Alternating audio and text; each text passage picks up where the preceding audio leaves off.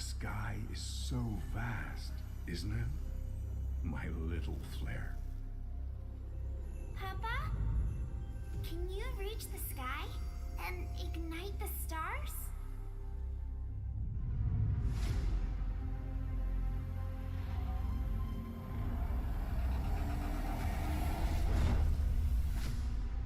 Of course, Honey Bunch.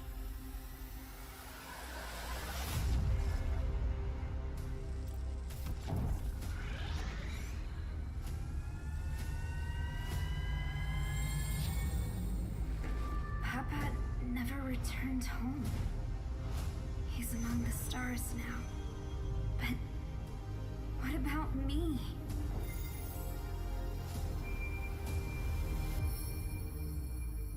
Have faith, little flare.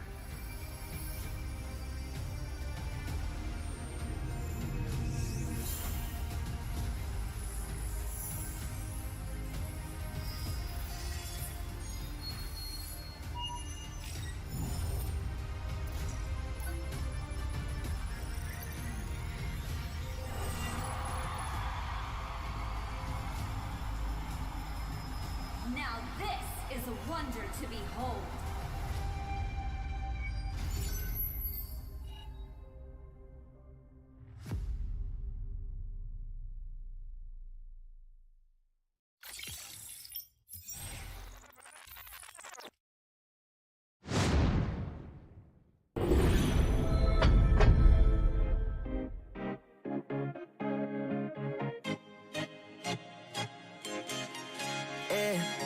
Loved you from the first time you called me lame. Loved you for your wits and your wicked games. Yeah, always on my mind, always in my brain. Yeah, with you the summer came and went in a day. And I've been craving you since the first time that I sat by your side. And I've been on my knees thinking time is gonna fix me inside. No, nothing's gonna make me forget. And I don't think I want to forget anyway, yeah, yeah. No, nothing's gonna make me forget. Yeah, I don't think I want to forget anyway, yeah, yeah.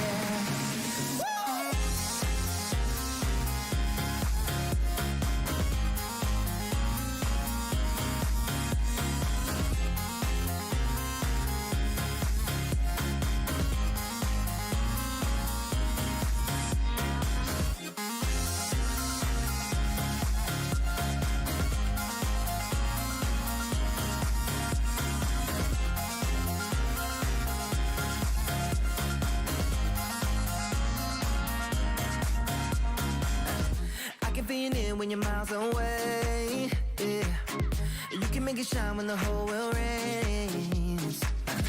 Always on my mind, always in my brain. With you the days are long and the nights are late. And I've been craving you since the first time that I sat by your side. Ooh, and I've been on my knees thinking time is gonna fix me inside. No, nothing's gonna make me forget. And I don't think I want to forget anyway, yeah, yeah. No, never wanna forget.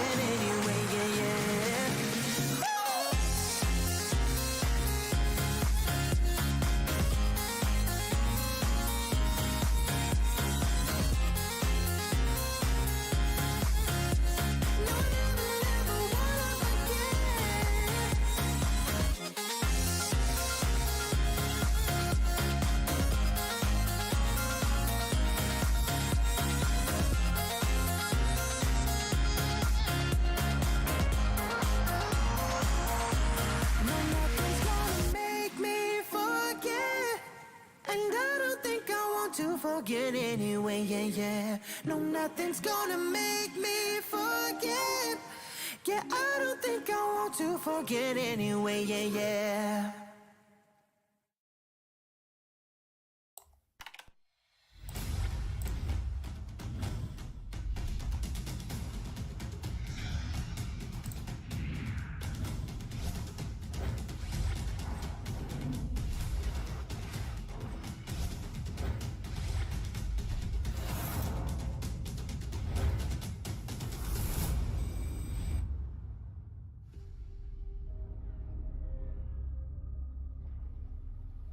The sky is so vast, isn't it? My little flare. Papa? Can you reach the sky and ignite the stars? Ladies and gentlemen, boys and girls, welcome back to the Land of the Dawn. We are the Mobile Legends Scrim Academy, and today is the day, King of the Hill. First of all, happy holidays from the MLSA family, all the MLSA staff that's been included in each and every week as we've been progressing through Season 1. Now, today is King of the Hill, and the rules are super simple, but before we get into the rules, we're going to do a little bit of a special first match. And this first match between these two teams is actually going to be a best of 3. Currently, we've got 2 amazing teams competing, Dark Immortals versus Tang Dynasty. So, excited to see what both of them bring to the table. But after that, we will be jumping into King of the Hill, which is super simple. Here are the rules. First come, first serve, best of 1. Winning team stays on, and losing team walks every Monday and Wednesday from 8 p.m. Eastern Time. Like I said, we are embarking into the Land of the Dawn, and we are going to be watching these 2 amazing teams kind of clash it out. This is going to be Dark Immortals versus Tang Dynasty, and I'm excited to see what both of them kind of bring to the table today. So definitely vote your guys' favorite teams. If there's anybody out there that wants to compete and you are located in North America, definitely register on our official Mobile Legends Scrim Academy Discord servers. So my name is Weezy. I'll be your host today, and also I'll be your go ahead and buckle your seat belts. It's gonna be a little bit of turbulence as we take off into the Land of the Dawn, and we'll also be casting on the play-by-play and on the analyst side of things today. Like I said, happy holidays to everybody, man.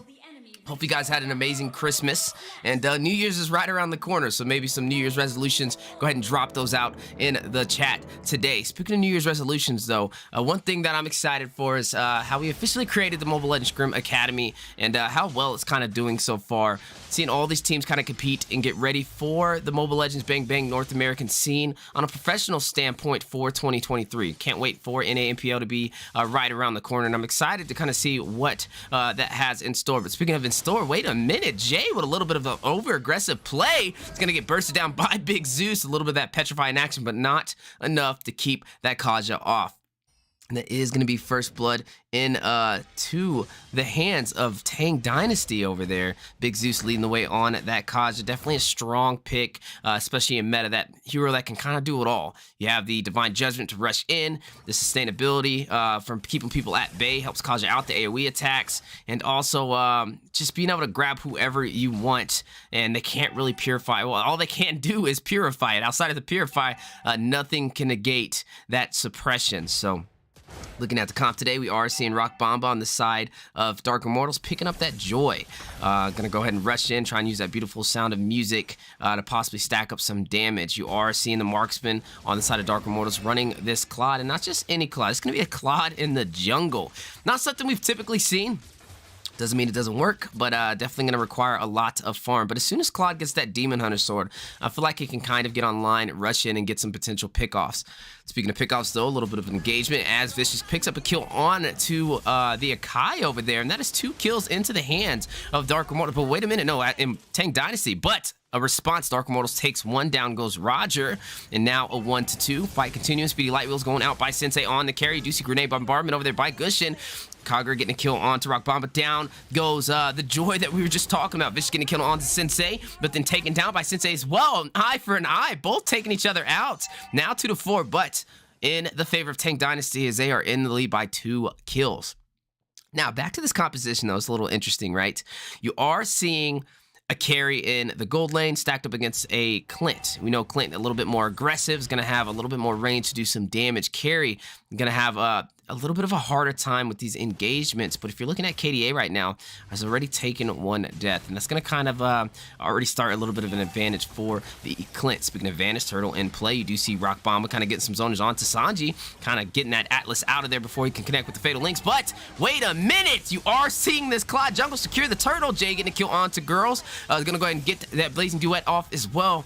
What a play indeed. But like we said, right now, it's still more in the favor of the side of Tang Dynasty with kills. But in terms of gold, able to kind of almost turn it around by stealing that turtle with this Claude Jungle over there. And like I said, I really want to see how this kind of plays out going forward. But speaking of going forward, Big Zeus, 2v1 situation. He's going to go ahead and try and use a possible Ring of Order for some AoE damage on to this Kai. Divine Judgment goes out with the suppression and the Fatal Links. A lot of utility use, but definitely a wise decision as Roger rushes in, and they do secure that kill. Man, oh man, definitely a harder time for that Akai over there. Probably thought he was going to get out, but with that Divine Judgment, we said how deadly it can be. Not really any escape for it outside of the Purify. But speaking of escape, 2v1 situation in the bottom lane, you are seeing Lucky Buck burst down by Sensei with the Speedy Light Wheels provided with the damage and mobility of Rock Bomba on this Joy. But wait, maybe too costly as Sanji rushing in, trying to get some froze on to Rock Bomba. Rock Bomba rushing back in, but you are seeing the Claude continue and take down that Atlas. You are going to see that Kagura get a kill on to Joy. Roger rushing in, Blazing Duet going down by the Claude Jungler. Sensei taking out the Kagura. Heavy Spin activated, double kill by Sensei, and taking out that Roger. And man, oh man, this Sensei is definitely showing us there's a master in progress. You know, it's teaching time. Classes in session. He's currently up by 4 kills right now, 4, 1, and 1, compared to his opposer, you know, this Clint, who's only 0, 1, and 2 KDA, and that is definitely a huge lead that you want. Speaking of leads, though, a lot of items being picked up. You are going to see that Genius Wand slotted over there by Rock Bomba on this Joy. Looking at the carry, though, already has the Demon Hunter Sword, the Swift boost attack speed, and also able to melt down those beefier heroes. Jay just now picking up Bloodless Axe, giving him a little bit of sustainability in his kit with his skills. One of the beautiful things about the Benedetta, being able to kind of rotate around and make things happen. Split push, take out the minions, create opportunity for the neutral objectives. But speaking of neutral objectives, Heavy Spin going out by Akai, trying to push the full team back of Tang Dynasty, but is it enough? Fatal Links connecting. You are seeing Kagura get a kill onto Akai with that over-aggressive play. Electa going down by Benedetta, double kill by Kagura, taking out Joy. Down goes Rock Bomba. Turtle going down to a quarter of HP, but Vicious rushing in, able to get the retribution on the Roger. Jay in a bad situation. Roger getting a kill on to Claude, but they're not finished. They're out for blood. Roger once more. He's going to go and get a double kill on to Jay, and man, oh man, a huge turnaround for the side of Tang Dynasty, and now they are going to be leading in gold by 1,000, and also taking advantage of separation. They're going to try and push in some towers, but you are seeing Soy over there on it. This Akai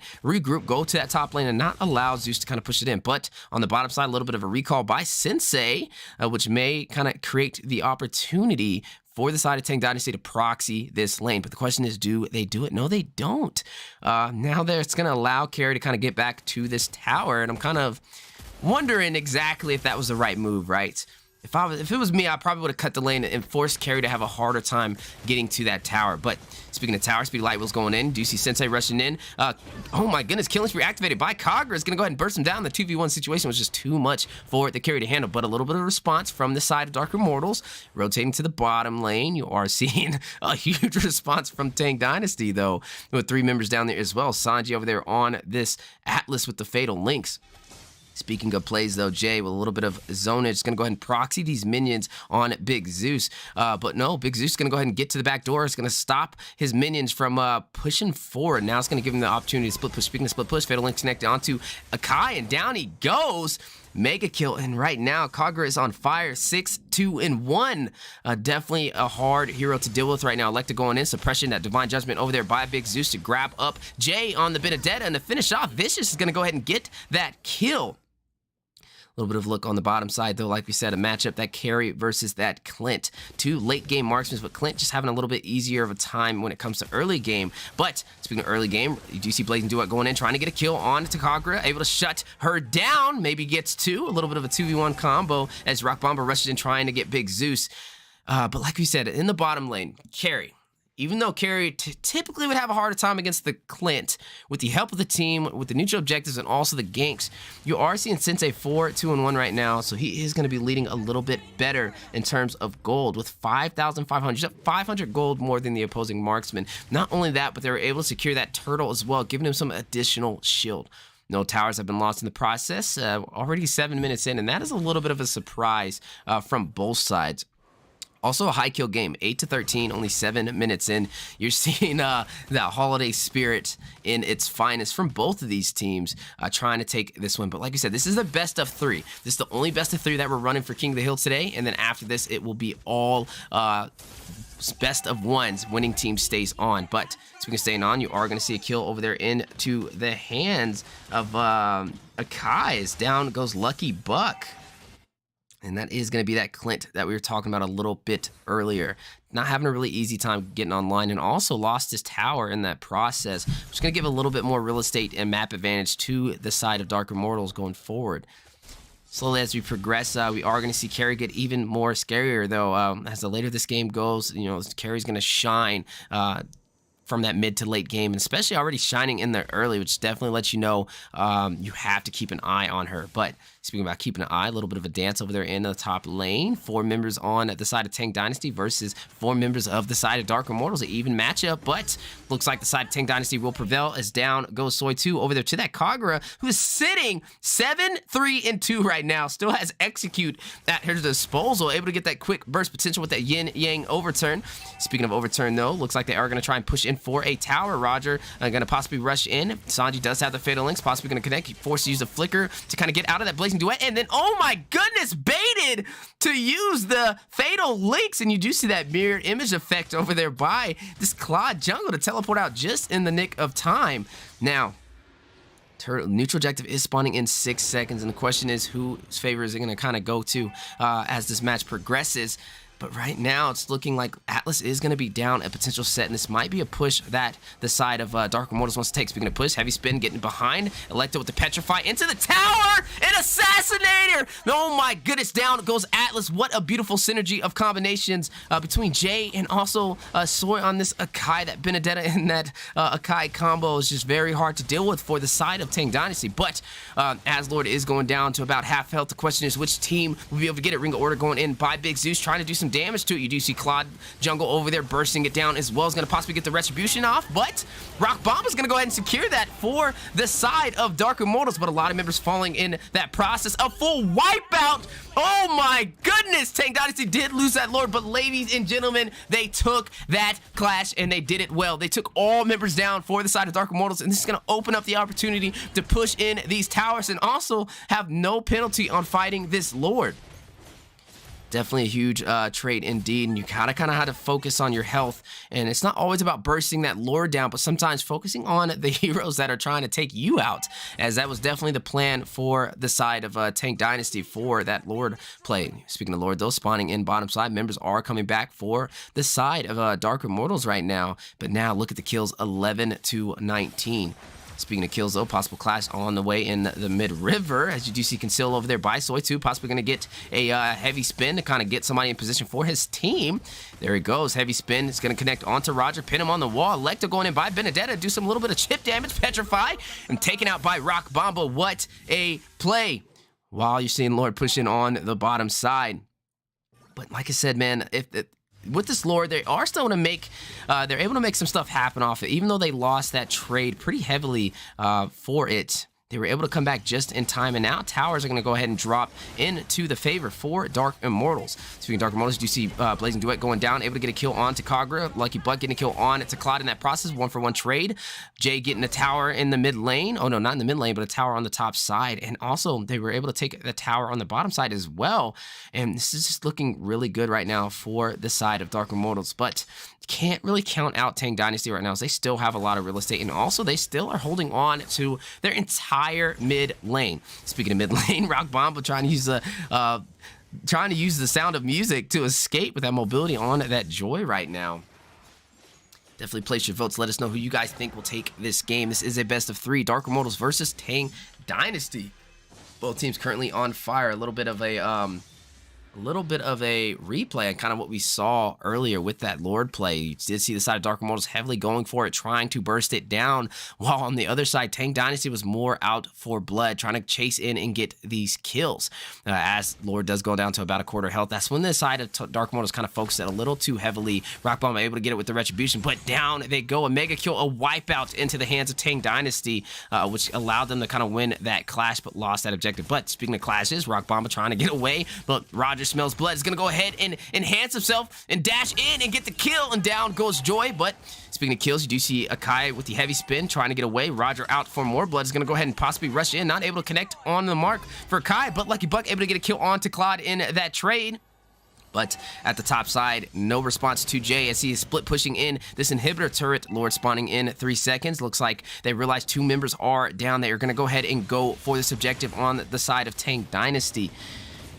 Up by 23 to 13. They're up by 10 kills. They're also up by only 1,000 gold. And this is because of all the towers that the side of Dark Immortals was able to take. But it looks like Lord does go into the hands of Tang Dynasty right now, which is a huge objective that they kind of need to maintain their pressure and kind of win in terms of overall map real estate, as they need to push in this bottom tower and also this inner top tower as well.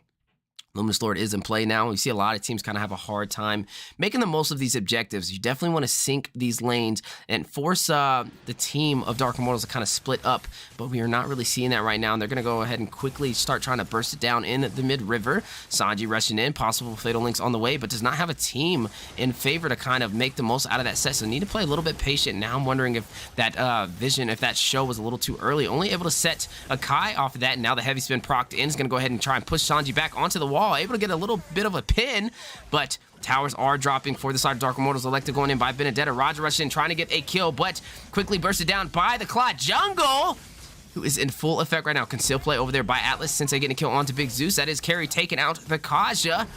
Unstoppable by Lucky, though, is going to go ahead and take out Akai. And Blazing Duet going down, going to drop on into the Clint. And actually down goes the Clint to the Claude. Sanji rushing away, taken down by Sensei, and now that is 4 members out for the side of Tang Dynasty, only for 2 members in the hands of Dark Immortals, and they are continuously pushing in the towers, taking the inner turret for the mid lane. A lot of late game items being built right now, though. Immortality into the hands of Kaja, into the hands of Atlas. Definitely prepping for these fights. Looking on the side of Dark Immortals, this carry now having the Wind of Nature is possibly going to prep to negate some physical damage over there from that Clint and also from that Roger. Inhibitor turret falling in the mid lane as well, and now this is going to be a little bit of a harder time for the side of Tang Dynasties. They have to be careful, but in their defense, they have taken at towers as well. As the only tower now left on the map for the side of Dark Immortals right now is the inhibitor for the mid lane. So definitely not the worst situation. Now the question is, how does this clash play out? You have this Kaja over there on Big Zeus. If you can get to the back line, possibly take out one of the marksmen, either the Claude Jungle or go in for the carries. Both of them are kind of on fire right now. That should be the game plan. Maybe bait out the Fatal Links over there by Sanji to possibly win this clash. But on the side of Tang Dynasty, if they want to close it out, you are going to have good placement for that Fatal Links. Just be a little patient and wait for a mistake on the side of Dark Immortals. But speaking of mistake, a little bit of a split push by Zeus may be too costly, as a full team of Dark Immortals is going to rush in and go ahead and secure that kill, proccing that immortality. And down he goes over there into the hands of Sensei on this carry. And this is what you don't want to do. Be careful of the split pushes, especially this late in the game, 16 minutes in, is having one member shy is the difference in winning these clashes. Speaking of clashes, Lord is on the way, and you have some good zonage from the hands of Tang Dynasty right now. And the question is, how will the side of Dark Immortals respond? They are currently up 5 members and 1 member down for the side of Tang Dynasty right now, and this is definitely the trade they want. They're going to go ahead and try and burst it down, but pay attention to Lucky Buck in the bush, possibly waiting for the last moment. Retri not able to secure it, but he didn't even have Retri. I'm wondering, their jungler didn't even get in position for that. Definitely not the easiest time for the side of Tang Dynasty, and now with Lord in the hands of Dark Immortals, they're going to go ahead and possibly sink these lanes and go for a finish. 17 minutes in, 18 to 25 down by kills, but in terms of gold, up by 4,000. Everybody is pretty much late game now. You are seeing that Kagura, that scary mage, all the way that wizard from the beginning of today's match, building that genius one, also that divine glaive. Is going to have a lot of late game magic pin and power. You are looking at the Blazing Duet menace over there. Claude, the jungler for the side of Dark Immortals, has the corrosive side, also has the Golden Staff. He has more pin with the Malefic Roar as well. And then the Stack It Off is going to take those beefier HP pool heroes down with the Demon Hunter Sword. Speaking of this, though, you do see Lord crashing in the mid lane. Didn't have proper syncage of lanes into the hands of Dark Immortals, and wondering if they'll be able to take this clashes. No, down goes the Lord, and looks like we might get a potential wipeout from the side of Dark Immortals. Wait a minute! You do see Lucky Buck getting a kill onto Jay with that grenade bombardment, Clint, and now you're seeing the side of Dark Immortals retreat. I'm kind of scratching my head here, and this is what we were kind of harping on. Knowing what to do with these neutral objectives, you have to split push on these Lords and make the minions crash in every lane.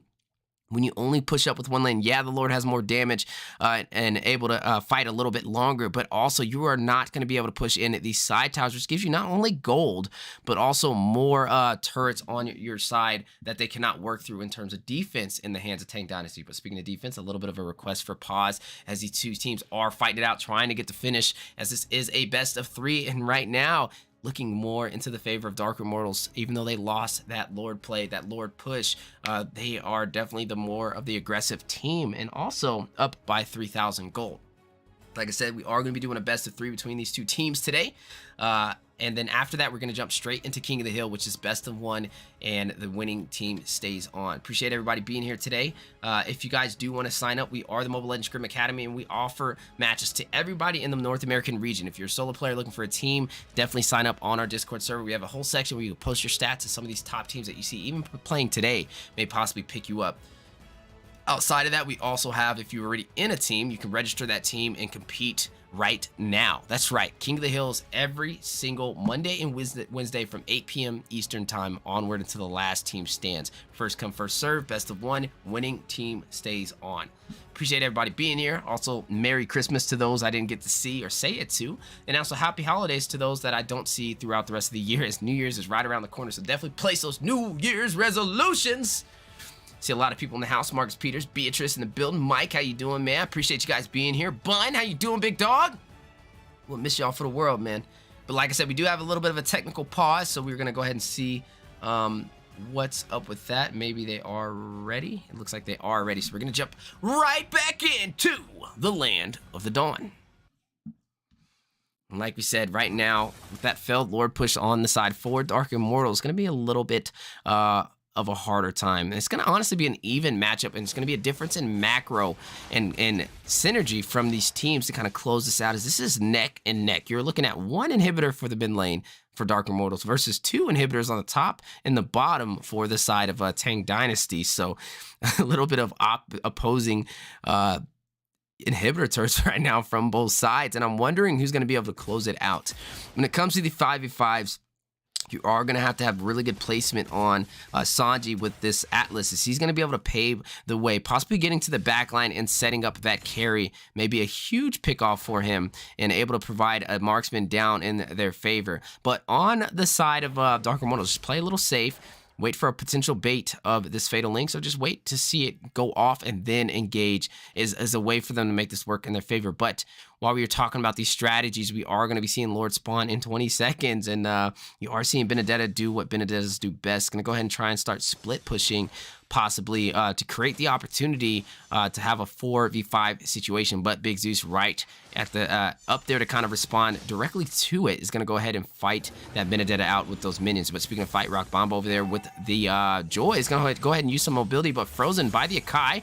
Heavy Spin activated, a lot of utility from both members right now. You do see a pin onto the wall, and Sensei rushing in, down goes Clint.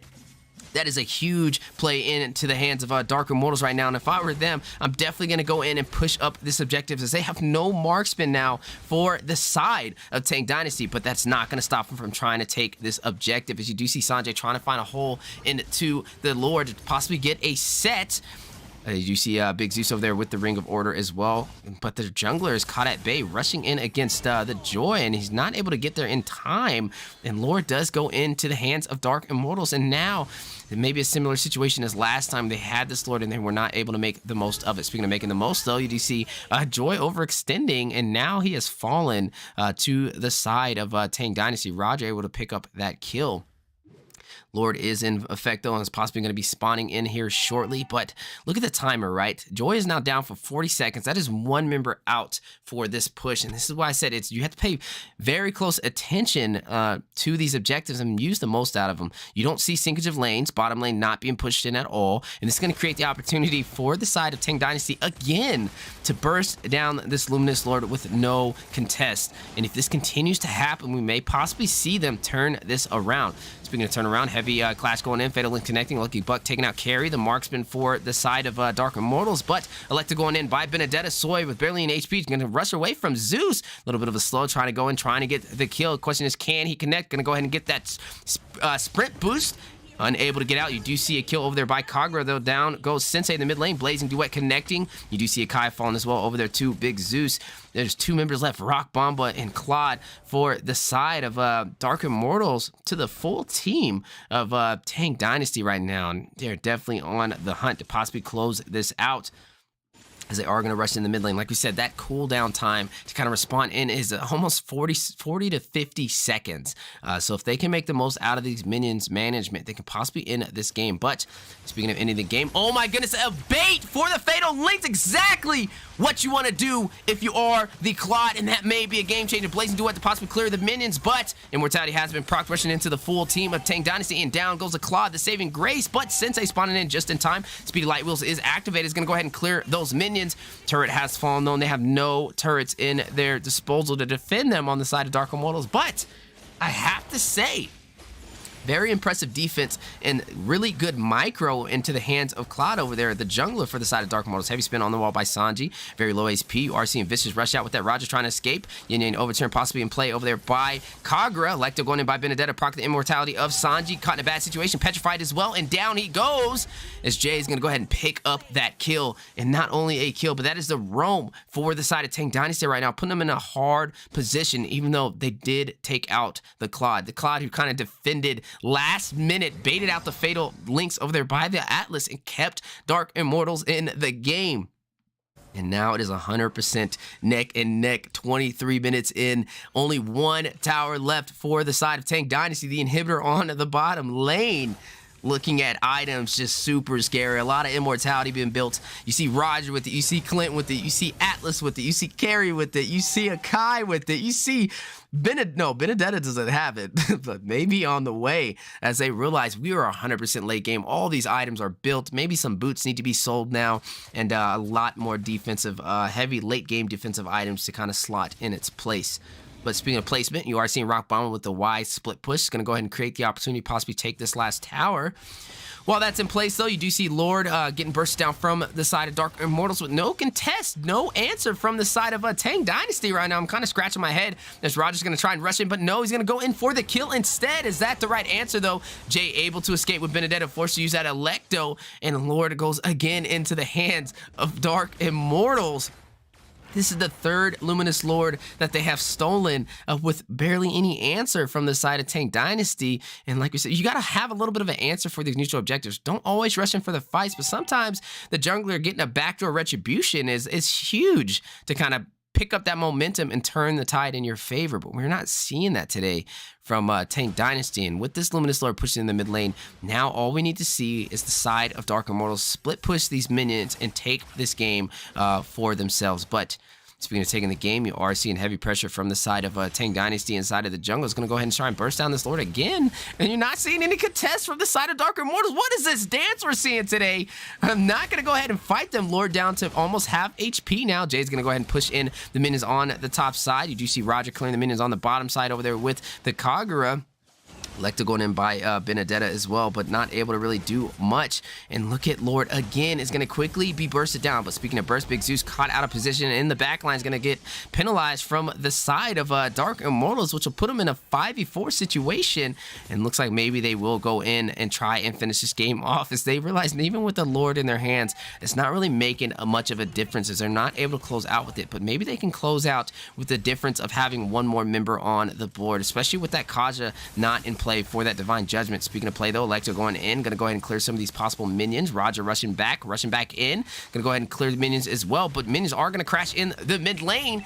Looking really good for the side of Dark Immortals if they do focus in on this tower. But the question is, will the side of Tang Dynasty allow them? Fatal Link's going in to set 3 members. Lucky Buck getting a kill on the Rock Bomb. Tower going down to a quarter HP. Fish getting a kill on to Kai, getting a double kill on to Sensei. And oh my goodness, Jay's left by himself. Tower is to 1 HP for the side of Tang Dynasty. And ladies and gentlemen, a full wipeout in the hands of Tang Dynasty to turn this game around. Look at the tower. I repeat, look at the tower. They have done it, ladies and gentlemen. Tang Dynasty with the full wipeout on Dark Immortals is gonna go ahead and crash in this mid lane toward the Nexus with nothing but minions in their way. Not enough to stop them, as there's a 30-second timer before the first member on the side of Dark Immortals responds back. And that's just a beautiful game from them indeed. That is game going into the hands of Tang Dynasty. Victory! Bro, that was literally like, I can't even believe what I just saw. Let's take a look at this again. Look at the tower. Look at the tower. Going down to a quarter HP, not able to close it out. And you are seeing Tang Dynasty rush in and get these kills. Their synergy when it comes to 5v5 clash is definitely hard to go into. And that tower, the Nexus at 1 HP and a full wipeout to close out that game. Definitely impressive nonetheless. And speaking of impressive, you are going to see MVP go into the hands of Vicious on this Roger jungle. A little bit of data so far, a little bit of turret push, not only the jungler, but also the highest turret damage dealer on the side of Tang Dynasty as well to kind of close out that game. But like we said, this is a best of 3 and definitely impressive. That match had me on the edge. I didn't know which way it was going to go, but I kind of had a feeling as I was seeing these Lords rush in and the side of Dark Immortals not making the most of it. Tang Dynasty definitely capitalizing on those small mistakes, and that's what you want to see, those little micro decisions.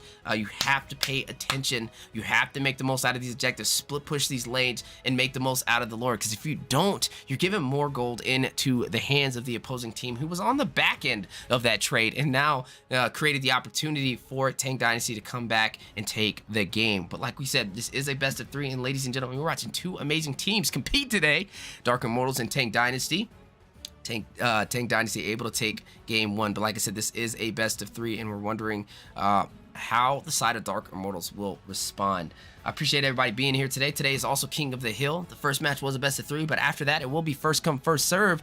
Best of 1. Winning team stays on every Monday and Wednesday, 8 p.m. Eastern time. My name is Weezy. I appreciate y'all being here. Don't go anywhere, as both of these teams are kind of prepping up, getting ready, maybe yelling at each other from the last game to get ready to embark into match 2. Now, the question is, are we going to see the side of Dark Immortals even out the scoreboard? Or are we going to see Tang Dynasty finish it off with a sweep? Grab your popcorn, get some drinks, happy holidays, and we'll be right back with you guys for Game 2.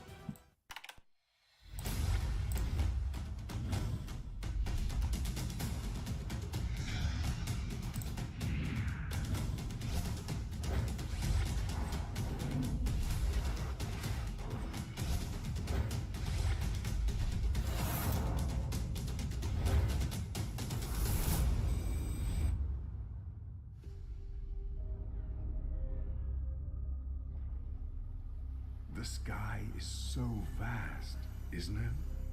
My little flare. Papa?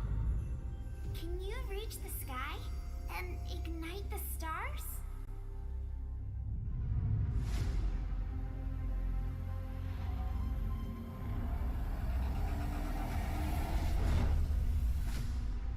Of course, Honey Bunch.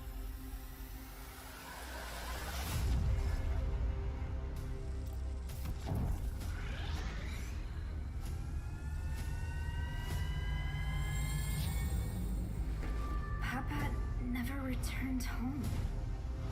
He's among the stars now. But what about me?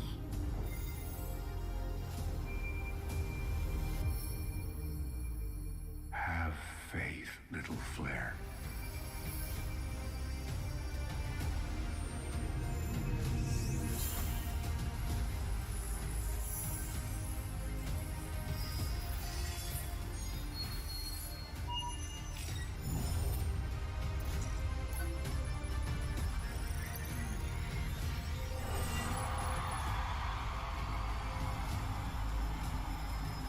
Now this is a wonder to behold.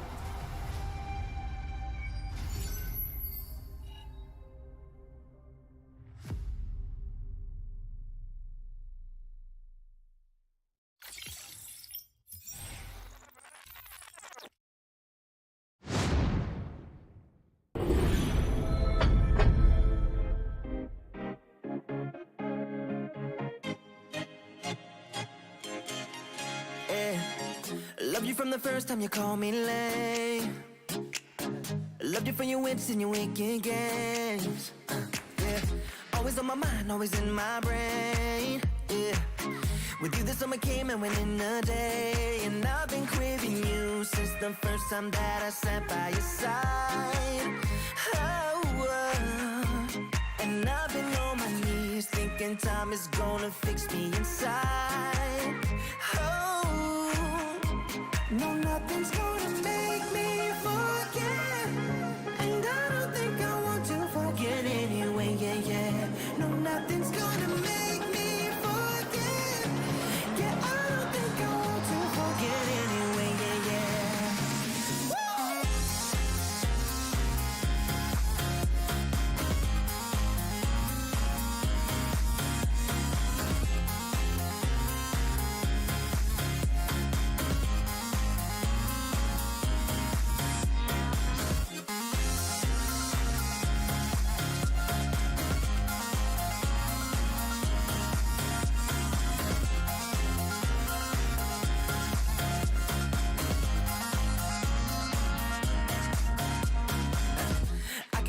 When you're miles away, yeah. You can make it shine when the whole world rains. Always on my mind, always in my brain.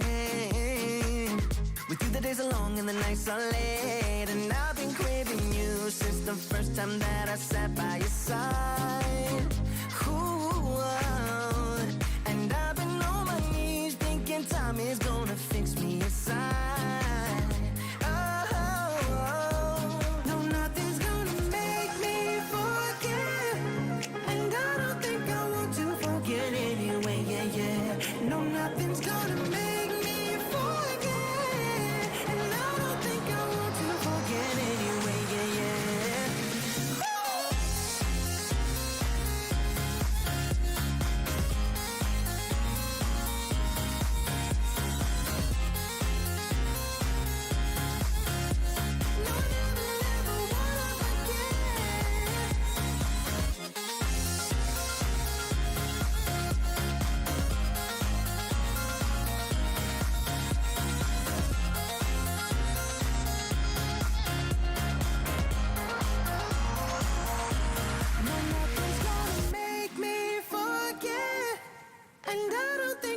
To forget anyway, yeah, yeah. No, nothing's gonna make me forget.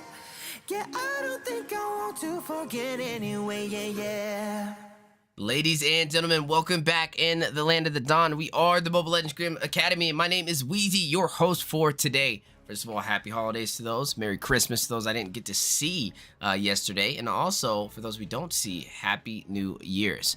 Speaking of new things, we've seen these two teams compete in best of 3. And match 1 was insane. That's right, we are watching Tang Dynasty versus Dark Immortals. And Dark Immortals not able to close it out with these Lord pushes and a epic turnaround on the side of Tang Dynasty to close it out. But like we said, this is a best of 3. And the question is, on game 2, are we going to see Dark Immortals learn from their mistakes and close it out a little bit earlier, or are we going to see Tang Dynasty answer back and close this out with a sweep? Find out here as both teams are embarking into the land of the dawn with their draft. A little bit of a look at what is on the way from both sides. You're looking at Tang Dynasty having the Atlas in their hands now, the Carmilla, and also the Clint. Clint definitely something that they've been favoring. For sure, definitely a marksman we're seeing kind of on the rise. Fatal Links on the Atlas, though. I'm not really sure if I would have placed that early. That is going to go ahead and allow the side of Dark Immortals to pick up that Diggy, that direct response to negate that CC with the Fatal Links. And then also, you are seeing Akai be banned out in the hands of Tang Dynasty right now. Not the worst option, is maybe they wanted the Diggy to be slotted all along, but I'm wondering what the plan is, as you are looking at the side of Dark Immortals also picking up this Faramis and also the Beatrix.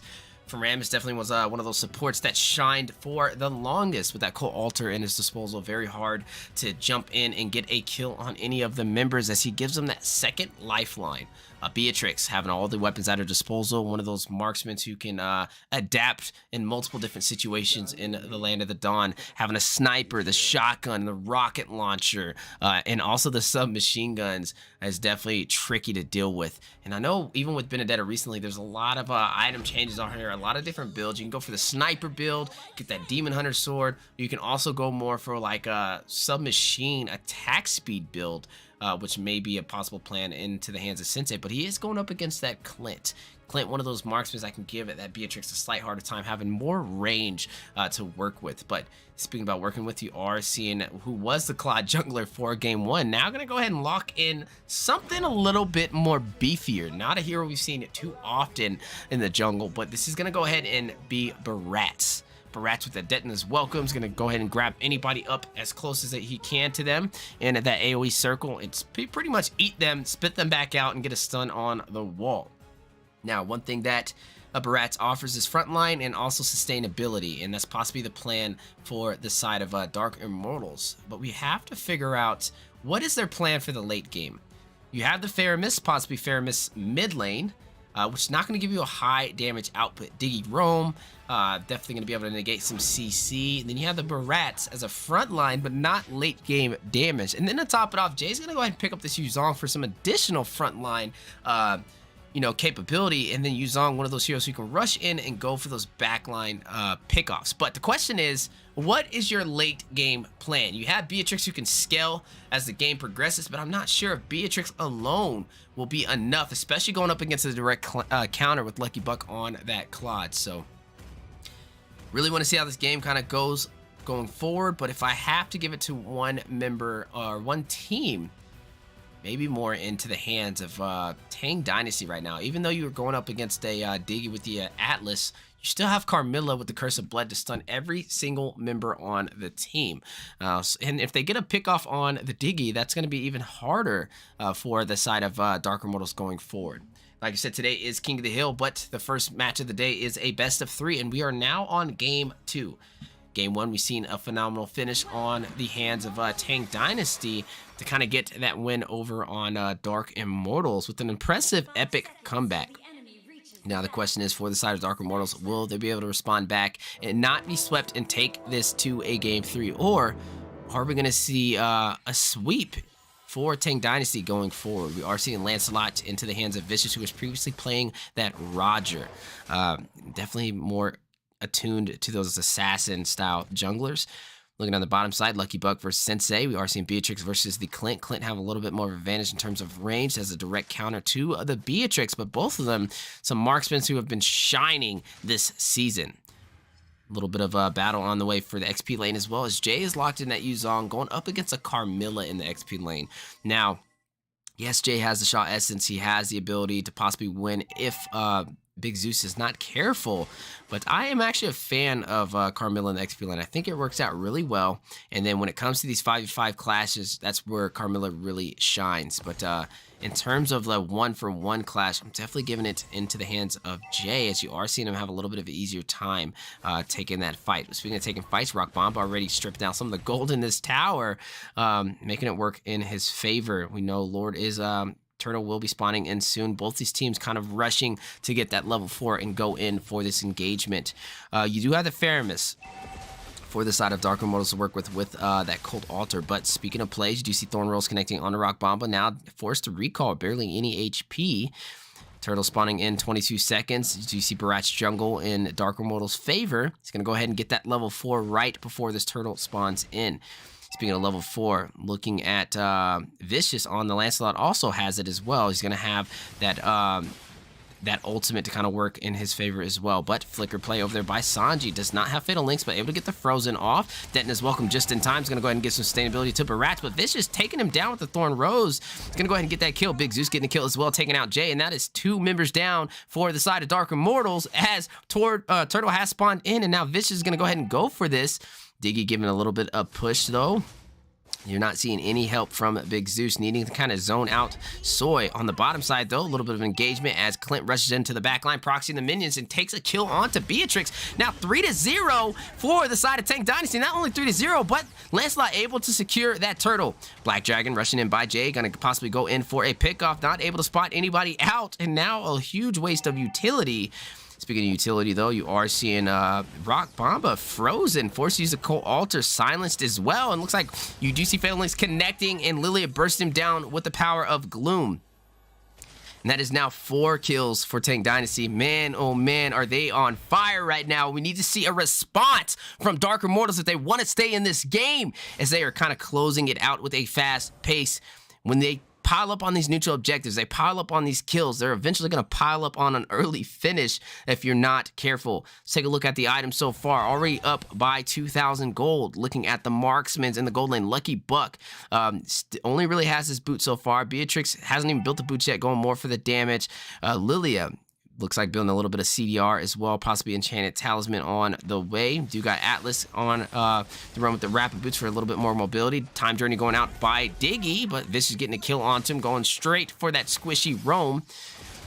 Speaking of squishy, though, Rock Bomba quickly bursts down as well on the Pheromones. Both supports for the side of Dark Immortals have fallen, and now you're seeing Sensei in a tricky situation as, oh my goodness, a double kill with the Fatal Links, a triple kill. Down goes Soy. Now 8-0. Tang Dynasty, the team who came back with the epic comeback, is now showing you that the momentum has not stopped and is rolled into this game with 8 kills at their disposal. They're up by 4,000 gold and on fire. This is on the Assassin, the Lancelot, already 2-0-4. Sanji picking up that kill on to Joy. A little bit of clash on the blue buff as well, though. Do you see Denton is welcome connecting? No, not able to connect, as giving girls able to rush out just in time, not even using the black shoes. It's going to go ahead and push back and possibly recall for some HP. You are seeing Big Zeus, though. Going to go ahead and proxy these minions with this beefy Carmilla.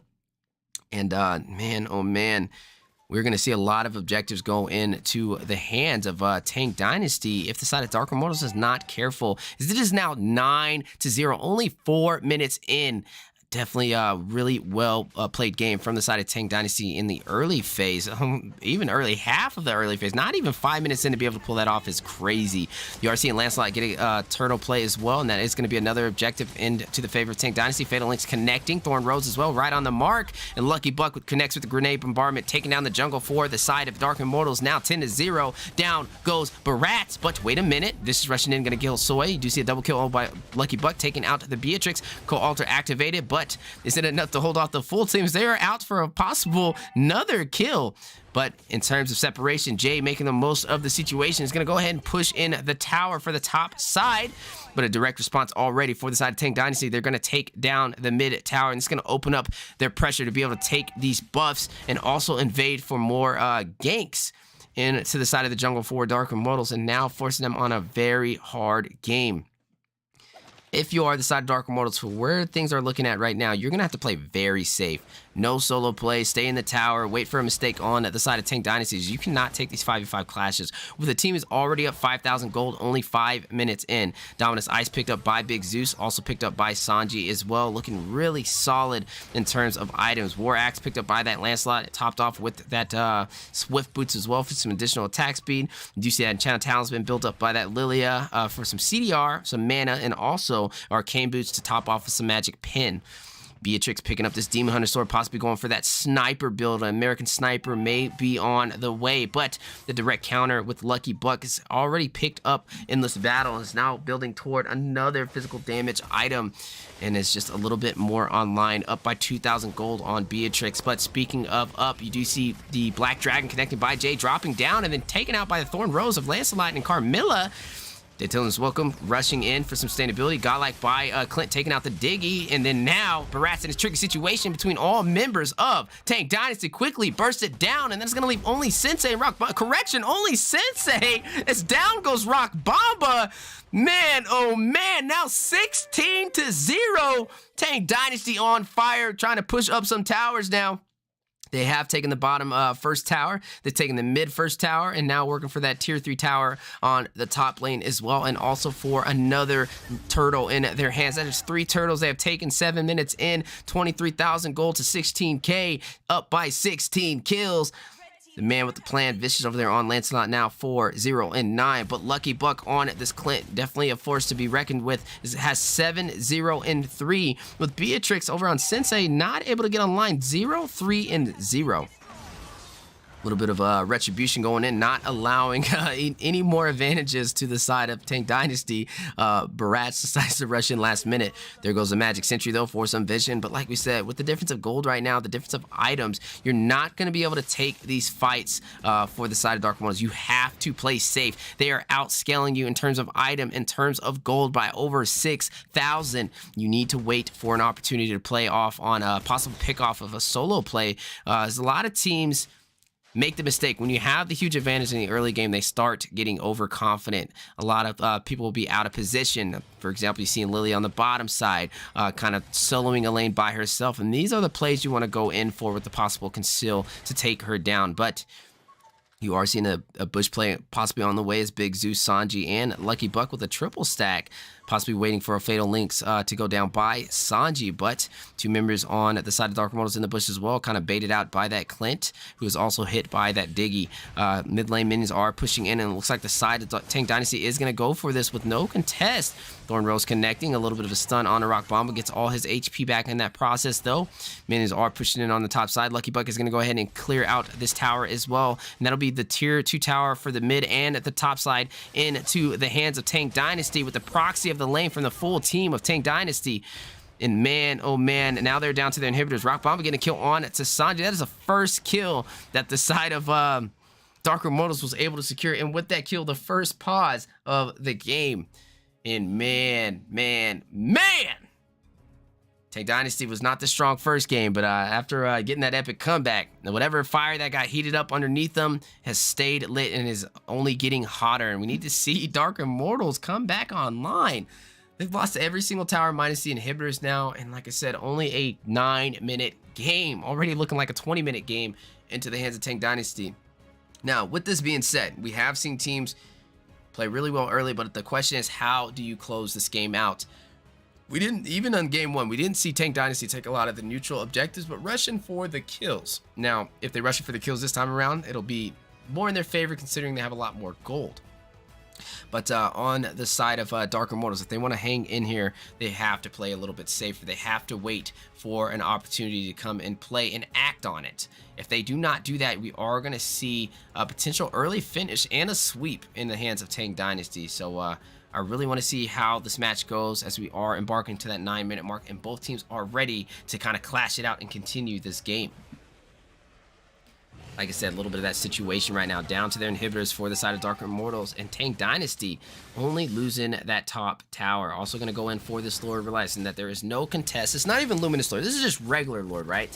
Not the biggest threat, but definitely is going to possibly create the opportunity to take some of these inhibitors, as you don't really have much on the side of Dark Immortals to contest them with. And also one thing we stated out about their draft, who is their late game presence, right? We have Beatrix. She's already 0-3-0, so her early game got delayed. Not only the early game, but when your early game gets delayed, your late game gets delayed as well. And to kind of rely and put everything into the hands of Sensei for the late game is not the wisest option, as you're stacked up against a direct counter with this Clint, already 7-0-3. And also, they had the early game to pave the way from Lilia, so now it's a tricky situation, as you are seeing Golden Staff picked up by Beatrix and Demon Hunter Sword, but Clint already having 3 full build items. Not just 3 full build items, but the most expensive item in the game, with the Blade of Despair just being picked up as well. Blade of Despair, Berserker's Fury, Endless Battle.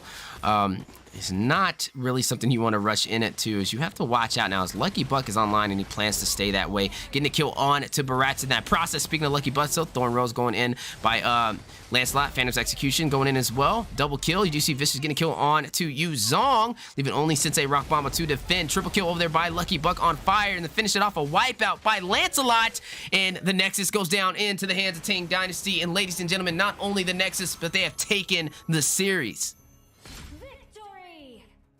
Man, oh man, what a play. Bodies were just dropping left and right for the side of Dark Immortals as we've seen at this clash on the way with all members on the board.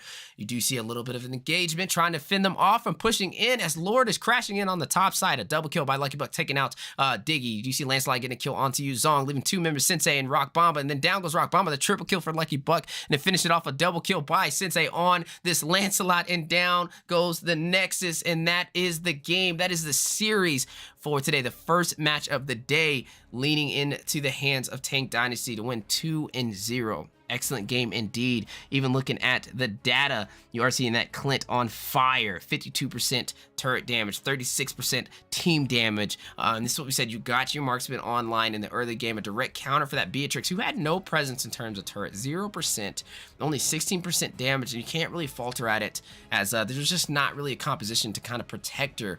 And you have to make sure you get your marksman online, especially when they're up against a direct counter. But like I said, appreciate both of these teams kind of competing today. For those who don't know, this is King of the Hill. This is the Mobile Legends Scrim Academy, and I'm your host. My name is Wheezy. I appreciate you guys being here. That is not the final game, though, as we are going to embark into King of the Hill now. And what is King of the Hill? Well, super simple. First come, first serve, best of one. Winning team stays on every Monday and Wednesday, 8 p.m. Eastern time. So definitely grab your popcorn, get some drinks, as we are going to see these teams compete and climb up the ladder. And now we have Tang Dynasty, the first team of the day, is going to go ahead and embark on that journey. And the question is, who is ready in the land of the dawn to take them out? Grab some popcorn, get some drinks, and we'll be right back with you guys momentarily for the second match of King of the Hill.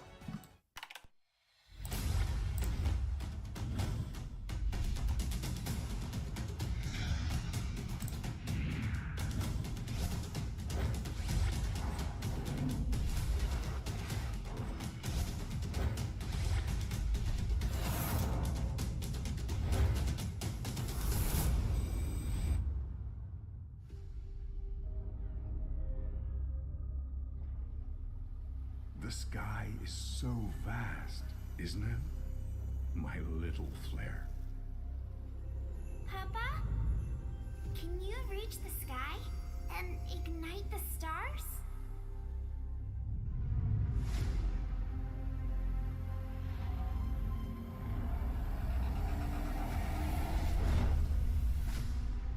Of course, honey bunch.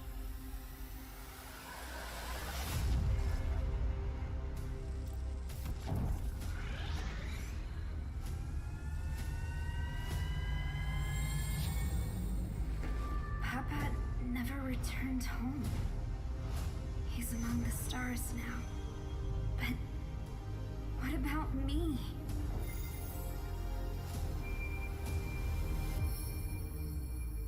Have faith, little flare.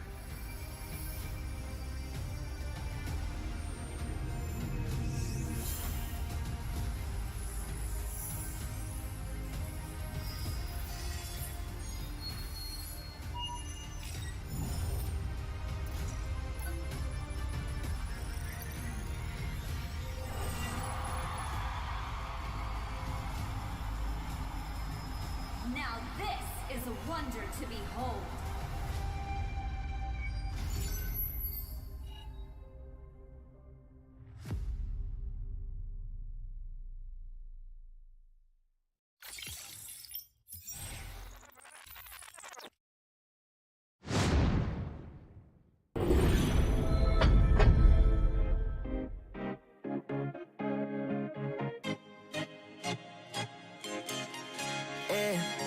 Loved you from the first time you called me lame. Loved you for your wits and your wicked games. Yeah, always on my mind, always in my brain. Yeah, with you the summer came and went in a day, and I've been craving you since the first time that I sat by your side. And I've been on my knees thinking time is gonna fix me inside. No, nothing's gonna make me forget, and I don't think I want to forget anyway, yeah. No, nothing's gonna make me forget, yeah, I don't think I want to forget anyway, yeah.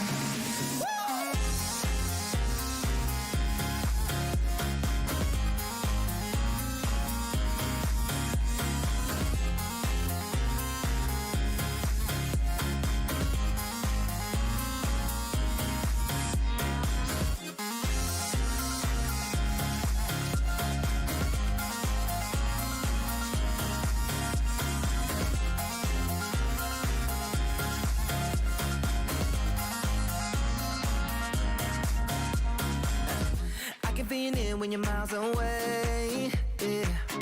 You can make it shine when the whole world rains. Always on my mind, always in my brain. With you the days are long and the nights are late, and I've been craving you since the first time that I sat by your side. Ooh, and I've been on my knees thinking time is gonna fix me inside. No, nothing's gonna make me forget, and I don't think I want to forget anyway. Yeah, yeah. No, nothing's gonna make me forget, and I don't think I want to forget anyway. Yeah, yeah. No,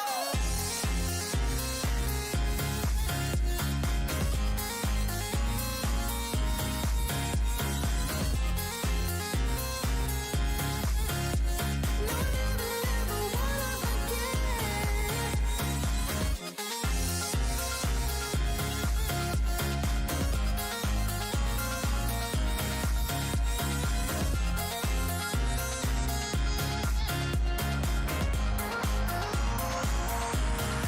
No, nothing's gonna make me forget, and I don't think I want to forget anyway. Yeah, yeah. No, nothing's gonna make me forget.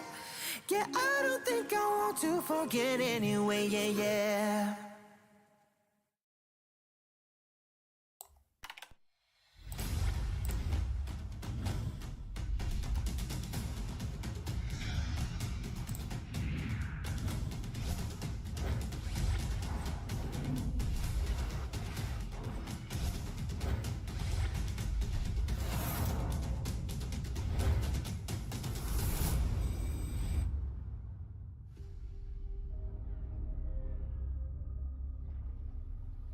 The sky is so vast, isn't it? My little flare. Papa? Can you reach the sky and ignite the stars?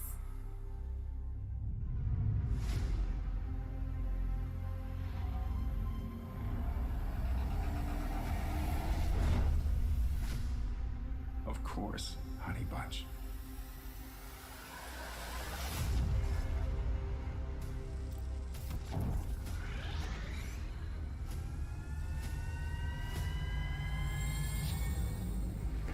Papa never returned home. He's among the stars now. But what about me?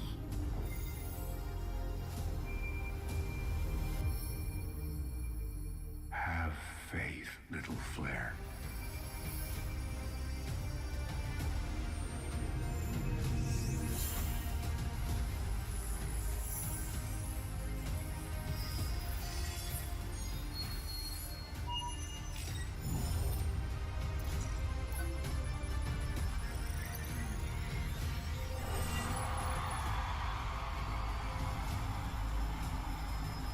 Now this is a wonder to behold.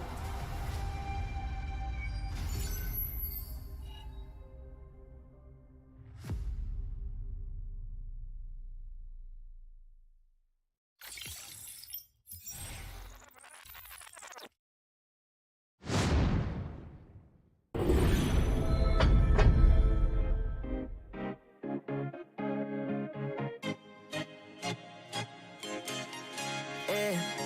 Loved you from the first time you called me lame. Loved you for your wits and your wicked games. Yeah. Always on my mind, always in my brain. Yeah. With you the summer came and went in a day, and I've been craving you since the first time that I sat by your side. And I've been on my knees thinking time is gonna fix me inside. No, nothing's gonna make me forget, and I don't think I want to forget anyway. Yeah, yeah. No, nothing's gonna make me forget. Yeah, I don't think I want to forget anyway. Yeah, yeah.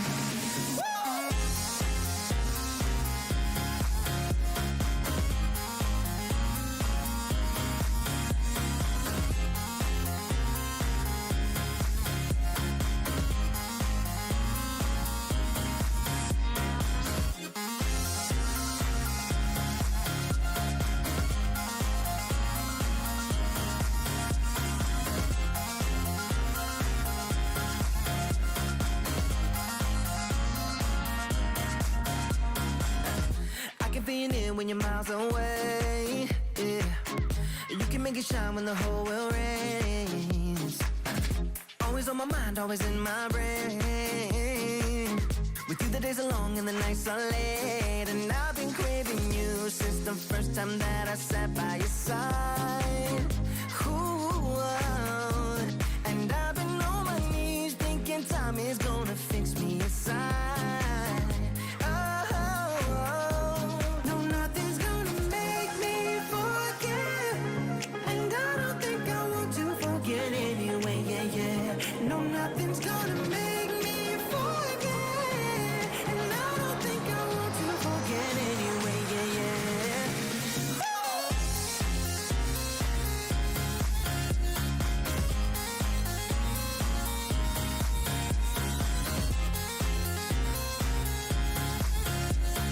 never, never wanna forget.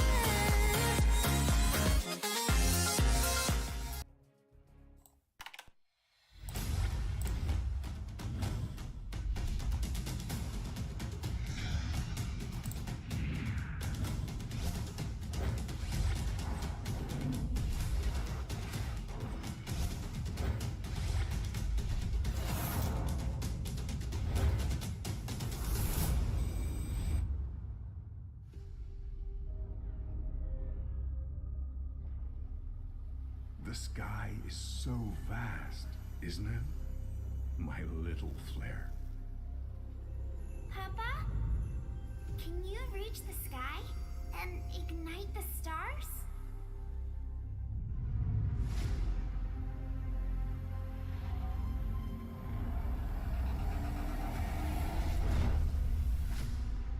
Of course, honey bunch.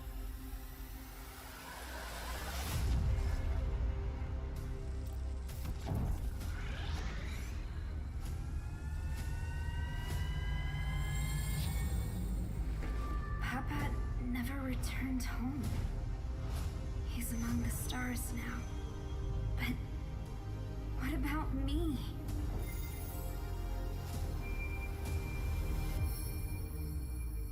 Have faith, little flare.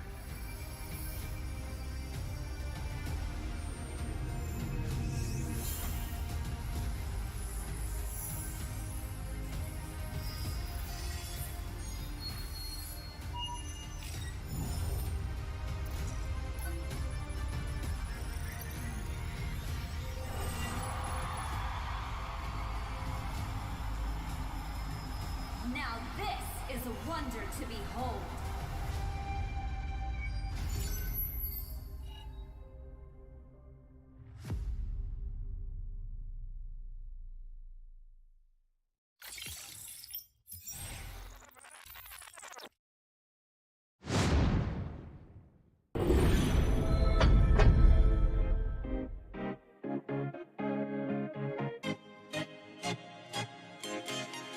Yeah. Loved you from the first time you called me lame. Loved you for your wits and your wicked games. Yeah. Always on my mind, always in my brain. Yeah. With you the summer came and went in a day, and I've been craving you since the first time that I sat by your side. And I've been on my knees thinking time is gonna fix me inside. No, nothing's gonna make me forget, and I don't think I want to forget anyway. Yeah, yeah. No, nothing's gonna make me forget. Yeah, I don't think I want to forget anyway. Yeah, yeah.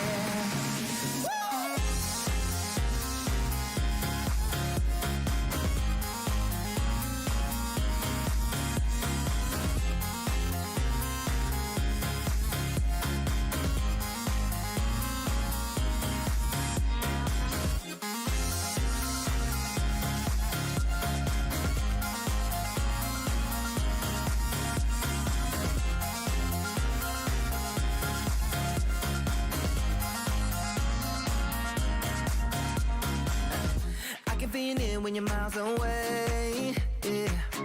You can make it shine when the whole world rains. Always on my mind, always in my brain. With you the days are long and the nights are late, and I've been craving you since the first time that I sat by your side. Ooh, and I've been on my knees thinking time is gonna fix me inside. No, nothing's gonna make me forget, and I don't think I want to forget anyway, yeah, yeah. No, nothing's gonna make me forget, and I don't think I want to forget anyway, yeah, yeah. No,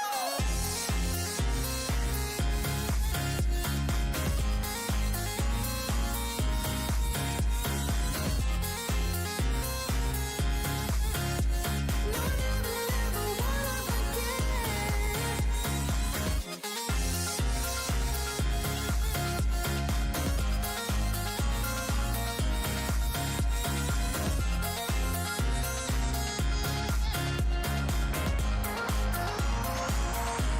No, nothing's gonna make me forget, and I don't think I want to forget anyway, yeah, yeah. No, nothing's gonna make me forget. Yeah, I don't think I want to forget anyway, yeah, yeah.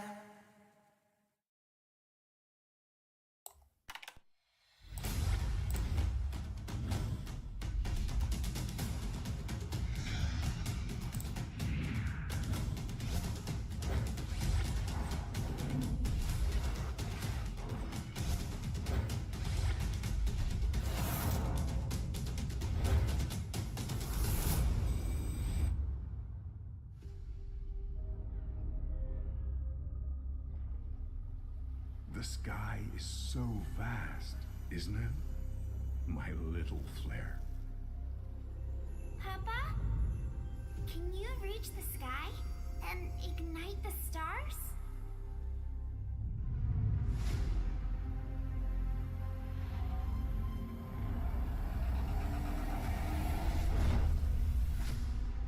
Of course, honey bunch.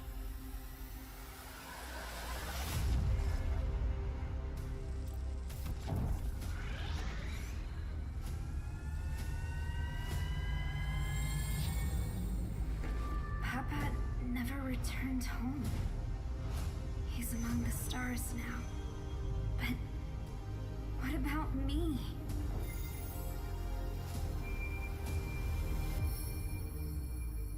Have faith, little flare.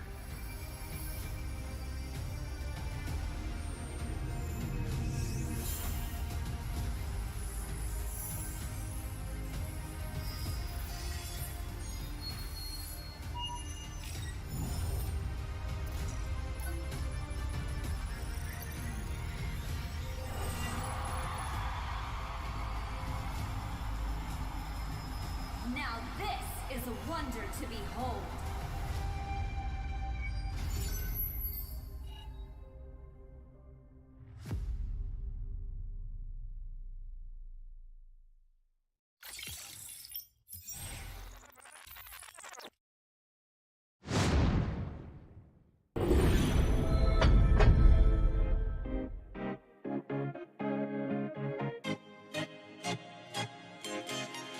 Yeah. Loved you from the first time you called me lame. Loved you for your wits and your wicked games. Yeah. Always on my mind, always in my brain. Yeah. With you the summer came and went in a day, and I've been craving you since the first time that I sat by your side. And I've been on my knees thinking time is gonna fix me inside. No, nothing's gonna make me forget, and I don't think I want to forget anyway, yeah, yeah. No, nothing's gonna make me forget. Yeah, I don't think I want to forget anyway, yeah, yeah.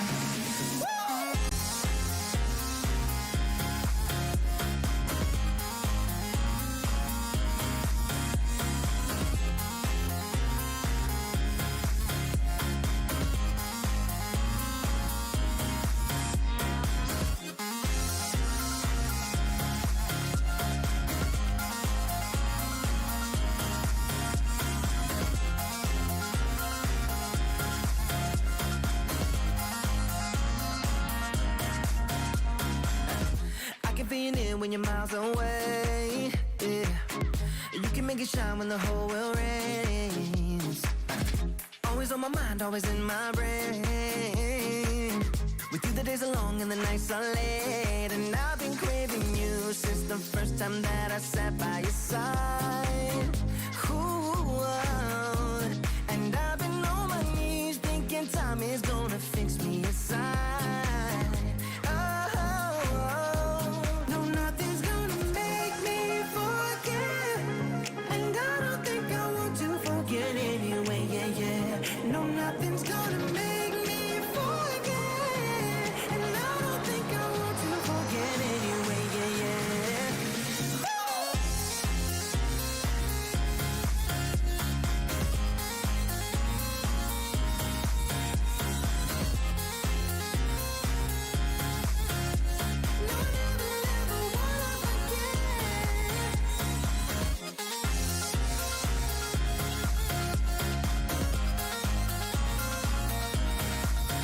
forget. Woo, ladies and gentlemen, welcome back into the Land of the Dawn. My name is Wheezy, and I am with the Mobile Legends Scrim Academy, and happy holidays to everybody tuning in.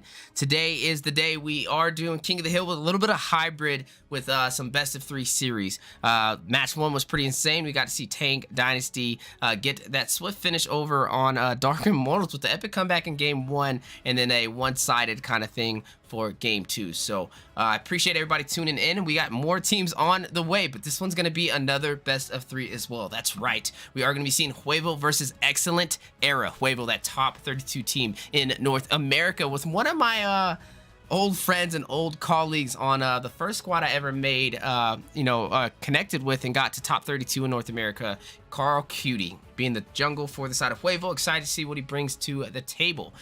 Alongside him, we also have Excellent Era, another colleague of mine from my team as well, my marksman, and then the person who swapped into the jungle position when Cutie did go up to Huevo, Alfred. So I'm going to be keeping my eye on both of my brothers on opposite sides of the Land of the Dawn in that river today, but nonetheless excited to see what this match brings and also what the series brings as well, as these teams are going to be competing in a best of 3. Speaking of competition, both teams already prepared in the Land of the Dawn, jumping straight into the draft, and a little bit of interesting things going on so far. Looking on the side of Huevo, having first pick, they're going to take out that Leomord and also that Valentina. Leomord, one of those junglers who gives you a harder time, especially having that frontline presence and that Shadow Stampede to work in his favor, giving him that mobility, that damage. It's just pretty much an overall good jungler. One of those junglers that replaced Ballman back in the day. If anybody kind of remembers the Ballman era, it's now the Leomord era. You are seeing the Hilda taken out as well. And then to correspond on the side of Excellent Era, they're taking out that Fanny. Now, you're wondering, why Fanny? Well, that's because a little bit of research for them. Alfred has played with I'm Cutie Pie, and they know how deadly his Fanny can be. And a wise decision, as supposedly Cutie has probably 15 fingers. And I think he might even be playing with his toes on that Fanny. So taking him out, a wise decision on the side of Excellent Era. Loving the way the draft is going so far. Another response, taking out that Carmilla, that amazing flex pick that can be slotted in the jungle, the roam, the XP lane, and get the job done down to a T. Wise decision from the side of Excellent Era to take that out as well. And to combo it off, taking out the Xavier, who just got some recent patches to be explosive, even in the early game. So taking out that mage potential is huge, especially with Franco, kind of comboing that up with him. The CC that Xavier provides, the Dawning Light to snipe across the map, and then to have Franco able to hook up anybody that's stunned from that Xavier as well. Woo.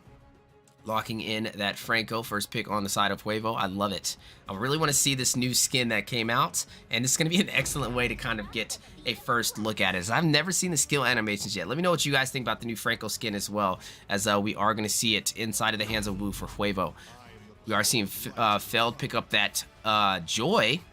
Now, Joy not being banned as much as usual in the Mobile Legends Scrim Academy, and I'm wondering if this is because teams are finding answers around it. Joy, one of those heroes that can rush in, rush out, has the sound of music to work in her favor, and very hard to catch Joy. Matter of fact, I don't even know if Franco can get the... If you try playing Franco and grabbing a Joy, that's like trying to catch a fly with your fingers. Probably not going to happen unless you flicker in with the Bloody Hunt for that suppression. You are seeing Zenith lock in that Sicilian, that late game mage into the hands of Excellent Era. One of those mages that kind of revs up through time, but when it gets to late game, forced to be reckoned with. Alfred, prior jungle for my squad, and also prior marksman, is going to go ahead and lock in that Clint. Clint, a direct response to that Beatrix pickup by Yukinon, and I'm loving that response. Now, they have Clint. He kind of scales through time. He's okay in the early game, better than the Beatrix. He can kind of have more range in that fight in the gold lane, which means Yuki's going to need to play a little bit safer. Sicilian is going to have to play a little safe as well, prep to get those stacks and be that late game damage load that the team needs. On top of that, you are seeing Cutie Pie locking in that Kaja, possible jungle Kaja in the making, but can still be flexed into the XP lane, and this is what I love about flex picks. Kaja can go in with that Divine Judgment, especially on Zenith on that backline Sicilian, grab him up and potentially get a setup to take out that mage, that late game damage dealer that Excellent Era is going to be banking on. Also, Claude, even though you have the Grenade Bombardment, a little bit of CC at his disposal, Kaja, especially slotted as a possible jungler, is going to have the ability to rotate to whatever side of the map he chooses and get instant CC. And if you don't have Purify, nothing can stop that Divine Judgment. Speaking of stopping, looks like a little bit of a pressure on the jungle, trying to limit the capability that Huevo can pull off. Not really expecting Kaja to be the jungle. They're going to go ahead and take out the Ballmend.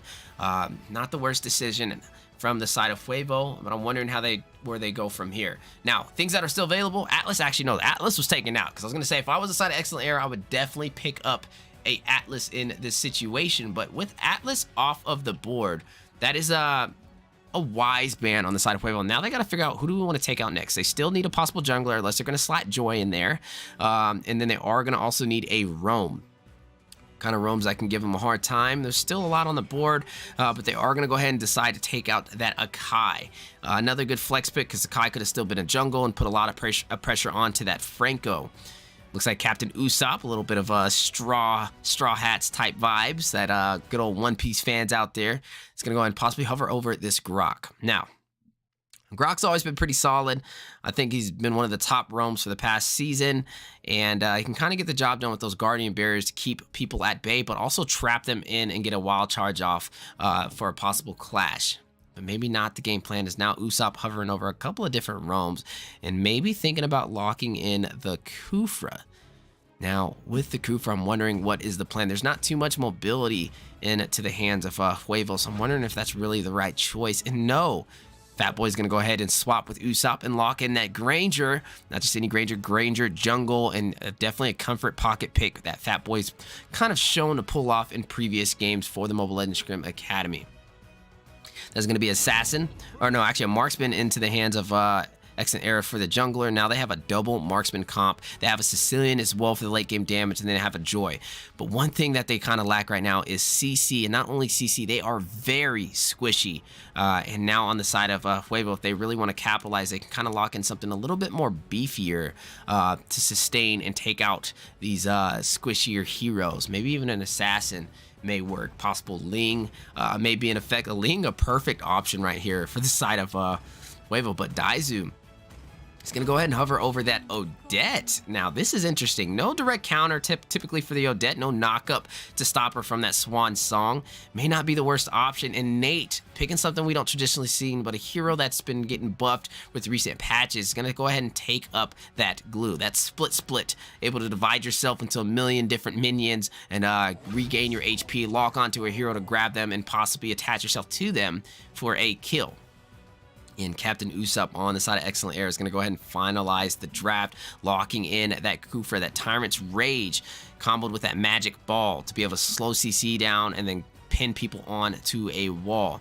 Excited to see how this match goes, as we are slowly embarking into the Land of the Dawn, but if I had to give it to one side, Daizu kind of surprised me with this Odette, but there's no direct counter for it, so I'm still going to give it over to the hands of Huevo right now in terms of the draft. But you know, the draft is only one half of the battle, and I don't think they've outdrafted them so bad to where Excellent Era can't win this game.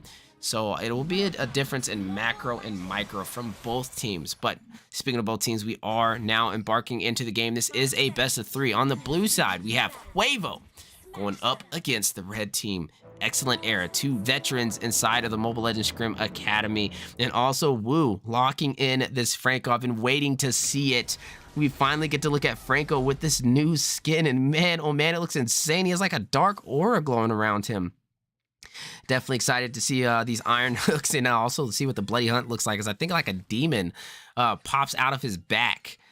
So that'll be fun to see. A little bit of matchup on the bottom line. You are seeing a Joy versus a Glue. I never thought I'd see this fight, but Glue kind of getting the job done. Is able to run into that Gloom and possibly going to go ahead and get a kill as down goes Joy right there. What a good play, giving first blood into the hands of Huevo, not even 1 minute in. That is going to be a huge advantage. You have to be careful now, as you do not want Huevo to pile up on this early game objectives. Something to watch out for. You have both heroes with suppression ultimates. You have the Bloody Hunt over there by Franco that you can only get out with Purify. You have Divine Judgment on Cutie Pie with this Kaja, and nobody on the side of Excellent Era has a Purify to negate it, which means any of these sets you cannot get out of. Speaking of sets, though, Glue rushing into a 3v1 situation is going to go ahead and use split, but not in time, as you are seeing Joy rushing with that kill. The Sound of Music is going to go ahead and answer back for that first blood that was kind of killed on him for the XP lane. Now an even trade. You see Usopp rushing in, get a magic ball proc to slow down Carl Cutie, but Cutie Pie able to get a kill on a Fat Boy with the Divine Judgment and flickering or dashing out just in time with 1 HP. Impressive play. And now that'll lead in terms of kills for the side of Huevo.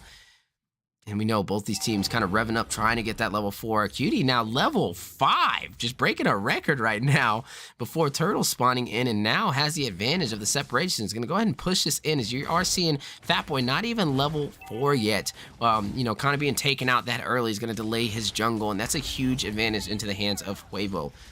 A little bit of a look in items. We are seeing that Franco, that godly skin out so far, running that rapid boots for additional mobility. You are seeing Carl Cutie go more of the beefier route with Kaj. Just gonna go ahead and pick up that Molten Essence. Looking at this Glue going up against this Joy. It's going to go ahead and proxy the minions with that split.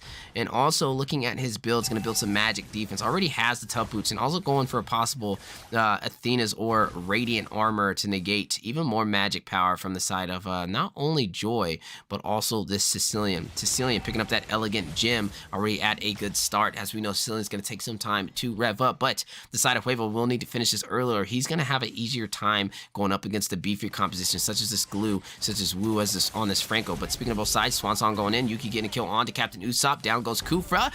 A double kill into the hands of Yuki, as down goes Granger as well. The Marksman jungle for the side of Excellent Era. While this is happening, though, still a little bit of engagement on the bottom side. Nate kind of still giving a hard time to that Joy, and I'm kind of like taking notes right now as maybe pulling in that Glue against that Joy is a possible plan going forward. Maybe not needing to ban Joy at all anymore. Now, a little bit of look. Franco able to connect with that Iron Hook. Oh my goodness, it was like a claw, and it grabbed him. Did you see that skill animation? Wow. Very impressive. You are seeing Yuki, though, having an easier time against the direct counter on Alfred. Realizing the team is now 4-1 is going to give him a little bit of that boosted advantage, and also from taking that turtle and 2 kills into the hands of Yuki. Definitely impressive, and that is going to lead him in gold, 2,900 compared to, you know, Clint, his counter only at 2,300, which is going to get him faster online for these items. Speaking of online, though, Kufra, Captain Usopp winding up, decides to cancel it. Wu in a bush, possibly getting a Iron Hook, but nobody in place to stop him or help him if he does connect. You are seeing Magic Ball popped by Usopp right there on the Kufra. Hooked in, flicker back, connecting. Look at that animation, and down he goes. The Captain Usopp has fallen. Wu able to bring him back to the team. A huge play indeed, and that is going to make them short 1 member for this objective. And without wasting any time, look, the side of Huevo is going to go ahead and take another turtle. Now up 2 turtles, up 4 kills, and also up 3,000 gold. A little bit of invade to the blue buff now, and it looks like it was retried by Carl Cutie, and that is another buff, another objective stolen from Excellent Era right now, having a very hard start going into this. And like we said, they are already squishy, and with the squishier composition, when you fail in these early game objectives, you're gonna have a harder time in these engagements. Swan Song getting kind of canceled over there by Kufra rushing in, but Divine Judgment having other plans. Cutie gonna go ahead and secure a kill on to Captain Usopp. Joy going down into the hands of Huevo as well. Now 7 and 2. Speaking of kills, Alfred barely with any HP. Yukinon going to go ahead and use Rainer to snipe out some of that tower damage. And right now, just a solid foot leaning into the favor of Huevo for the early game. Looking at Fat Boy, though, right? He is running this Granger, 1-2-1, not having the easiest time. Cutie online already, 2-0-3. Yukinon, with advantage of these objectives, these two turtles, has now picked up the Blade of Despair. Wu providing some zonage to allow him to push in that tower, but Captain Usopp winding up is going to go ahead and hit a brick wall as he runs into Wu, saving Yukinon from the set, and down goes Captain Usopp to Wu on this Franco, but now Iron Hook not connecting, going directly in the middle of Fat Boy and Alfred, and quickly bursted down by the double marksman combination. Cutie Pie rushing in, 3v1 situation. You are seeing Yukinon kind of join the fight as they are going to clear these minions, and Side of Excellent Air deciding to disengage. But wait a minute, Nate going into the mid lane, possibly trying to clear some minions, but you do see Zenus over there with the Sicilian at the right place at the right time is going to stop this push. But you are seeing Joy kind of possibly make his way in. He does get spotted out in the bush over there by Glue as well. Mid lane being pressured from the side of Huevo. They are going to possibly try and take it. Iron Hook connecting with the Mirror's Passion over there by the marksman. Down he goes. Alfred falling into the hands of Huevo. Killing spree activated.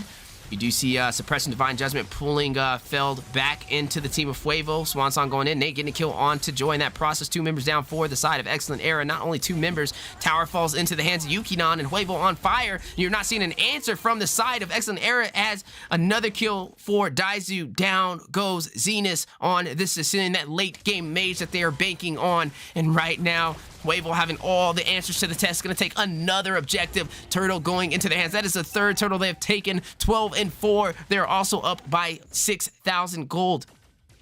Granger trying to take an objective into the hands of Excellent Air. Is going to go ahead and push in this lane, but not going to go in for that tower as Nate kind of rotating down there to stop the minions from taking it down.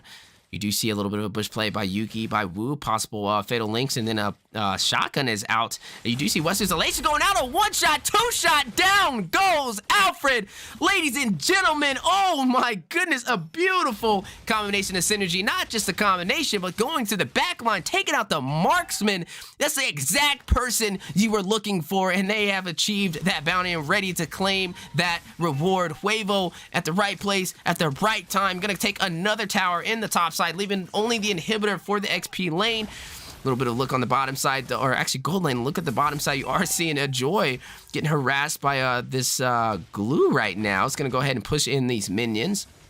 Joy rushing in now, going to try and clear the minions on the tower. But while this is happening, speaking of towers, Fatal, you do see Bloody Hunt possibly going in. Daizu getting the Swan Song, trying to do some serious damage, getting a double kill, taking out Fat Boy, taking out Alfred.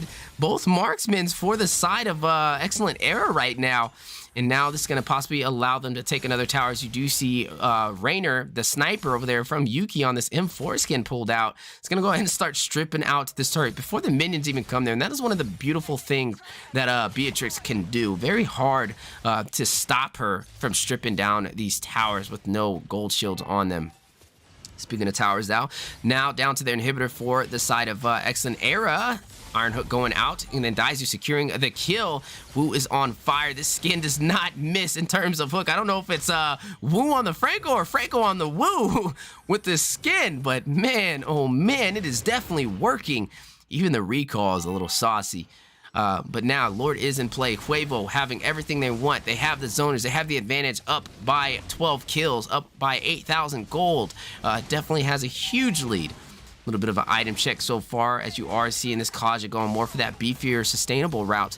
Built the full cursed helmet. Also is going to have that dreadnought armor, the guardian helmet as well for some additional HP as he roams through the map. Speaking of roaming through the map though, possible clash on the bottom side. Lore going into the hands of Huevo. Numir's Passion connecting onto Captain Usopp, getting a double kill. Down goes Fat Boy. Granger, the jungler for the side of Excellent Era, has fallen into the hands of Yukinon, who is now turning into an American sniper. It's going to go ahead and switch to that sniper as well to strip down this tower, and that is going to leave the side of Excellent Era down to only their inhibitor turrets as Lore pushes in the mid lane.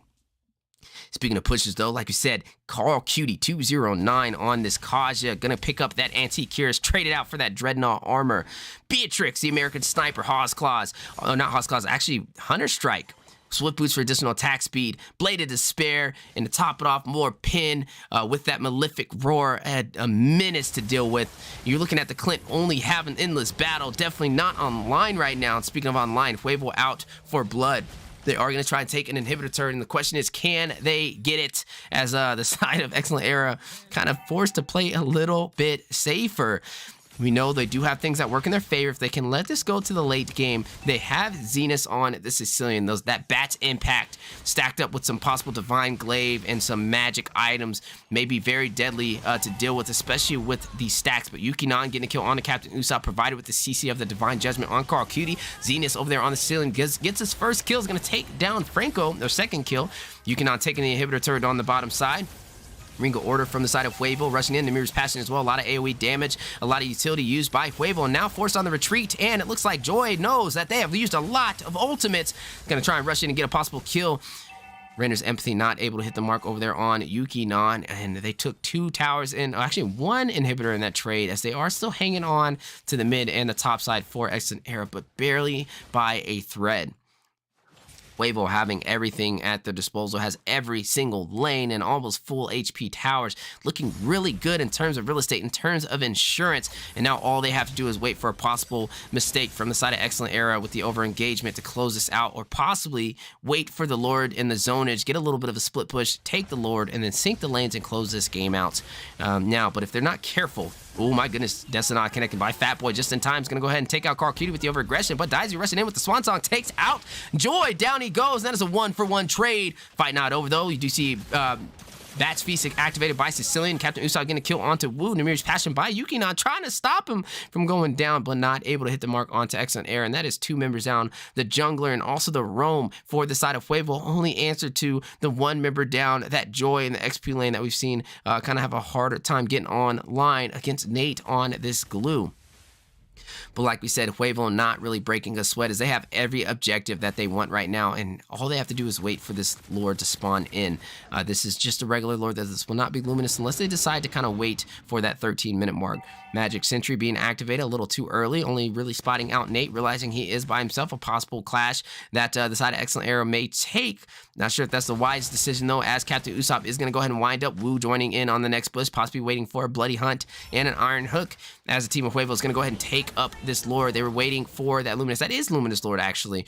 Correction. And now, with that in their hands, they're going to be able to split push, sink these lanes with the Lord, and possibly close this game out in an early fashion before you even get to that 16-minute mark. And that's what we know the side of Excellent Era is banking on, is Sicilian getting on fire. Speaking on fire, Granger getting a kill onto Wu. Down goes the roam. Down goes that scary Franco that we've been seeing all these trailers about. And now with this disposition, Lord pushing in and down 1 member, it's going to put Huevo on a little bit of a harder time closing this out. And maybe the answer Excellent Era needs to stay in this game is they know that later this game goes, we have the marksmen, we have Zenus on the Sicilian to carry us through for a victory. Just wait, outlive these Lord pushes, wait for their over-aggressive plays, and we can turn this tide around. We've seen, even in the first series of today, an epic comeback, and maybe another one on the way as a flicker goes out by Alfred just in time. Lord crashing in, inhibitor turret falling in the mid lane. Bat's Feast activated by Zenus. Sanguine Claws activated as well to kind of grab up Daizu. Namir's Passion connecting onto Joy, and down he goes to Beatrix. Lord crashing into the Nexus, now at half HP. Bloody Hunt connecting immobilization. Nate getting a kill onto Fatboy. Down goes Granger, the jungler for the side of Excellent Era, and down goes the Nexus. Ladies and gentlemen, Huevo has taken game 1.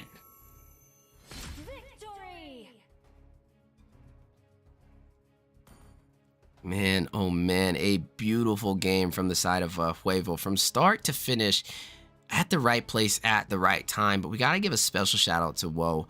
A lot of impressive hooks kind of paved the way in the early game. And that's the thing that Franco kind of shines at. He doesn't have to play too close, but he's able to grab you. As long as he can get that hook off and bring you back to the team, that is the difference in turning a game in your favor for the early phase and getting the finish like we've seen today at the 14-minute mark.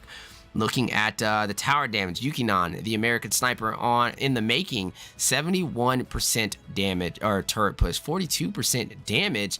And like you said, the more objectives your team has, the easier it is going to be for your marksman to get online. You are looking at Alfred with 100% turret participation. did what he could, but like we said, without those objectives to work in his disposal, we've seen Huevo have an easier time. Fat Boy, 100% team participation, not too bad, but not really sure the Granger was the right choice, especially against that beefier compositions. We've seen him have a hard time getting into these objectives, and that's the thing. When you run a squishier hero, you have to have a couple of things checked off.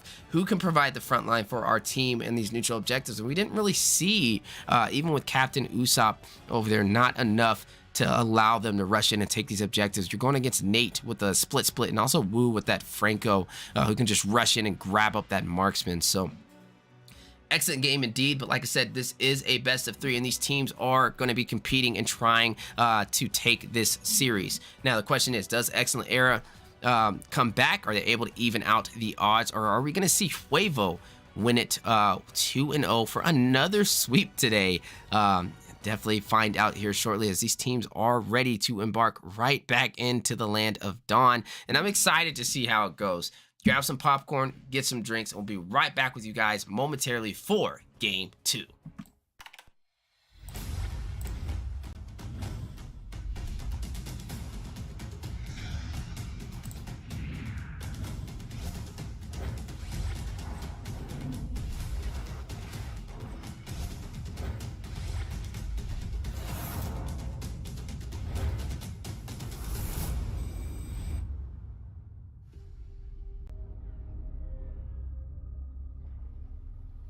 The sky is so vast, isn't it? My little flare. Papa? Can you reach the sky and ignite the stars?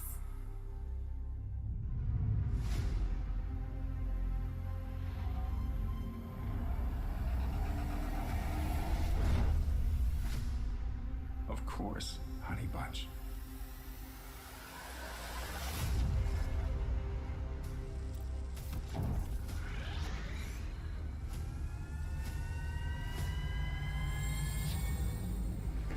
Papa never returned home. He's among the stars now. But what about me?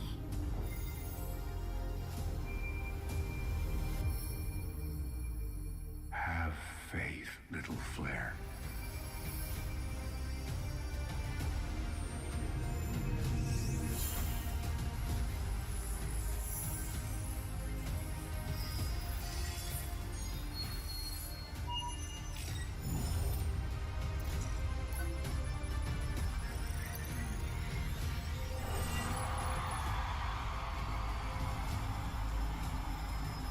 Now this is a wonder to behold.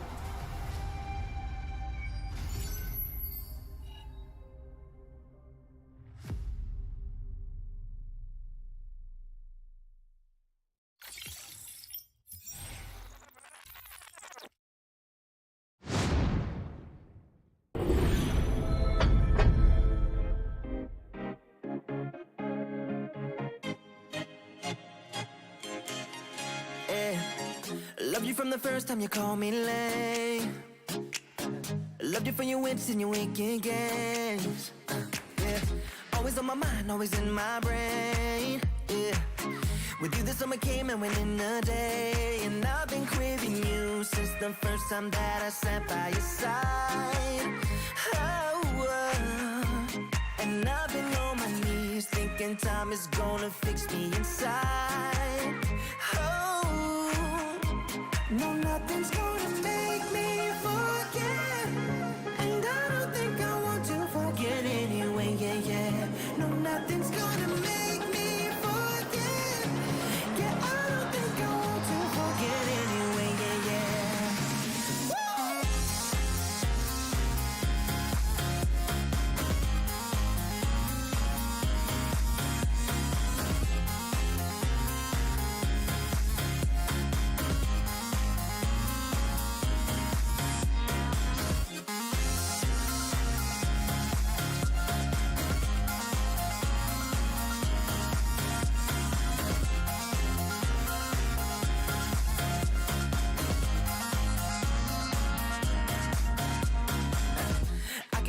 When you're miles away, yeah, you can make it shine when the whole world rains. Always on my mind, always in my brain. With you the days are long and the nights are late, and I've been craving you since the first time that I sat by your side. Ooh, and I've been on my knees thinking time is gonna fix me inside. No, nothing's gonna make me forget, and I don't think I want to forget anyway. Yeah. No, nothing's gonna make me forget, and I don't think I want to forget anyway. Yeah. No, never, never wanna forget.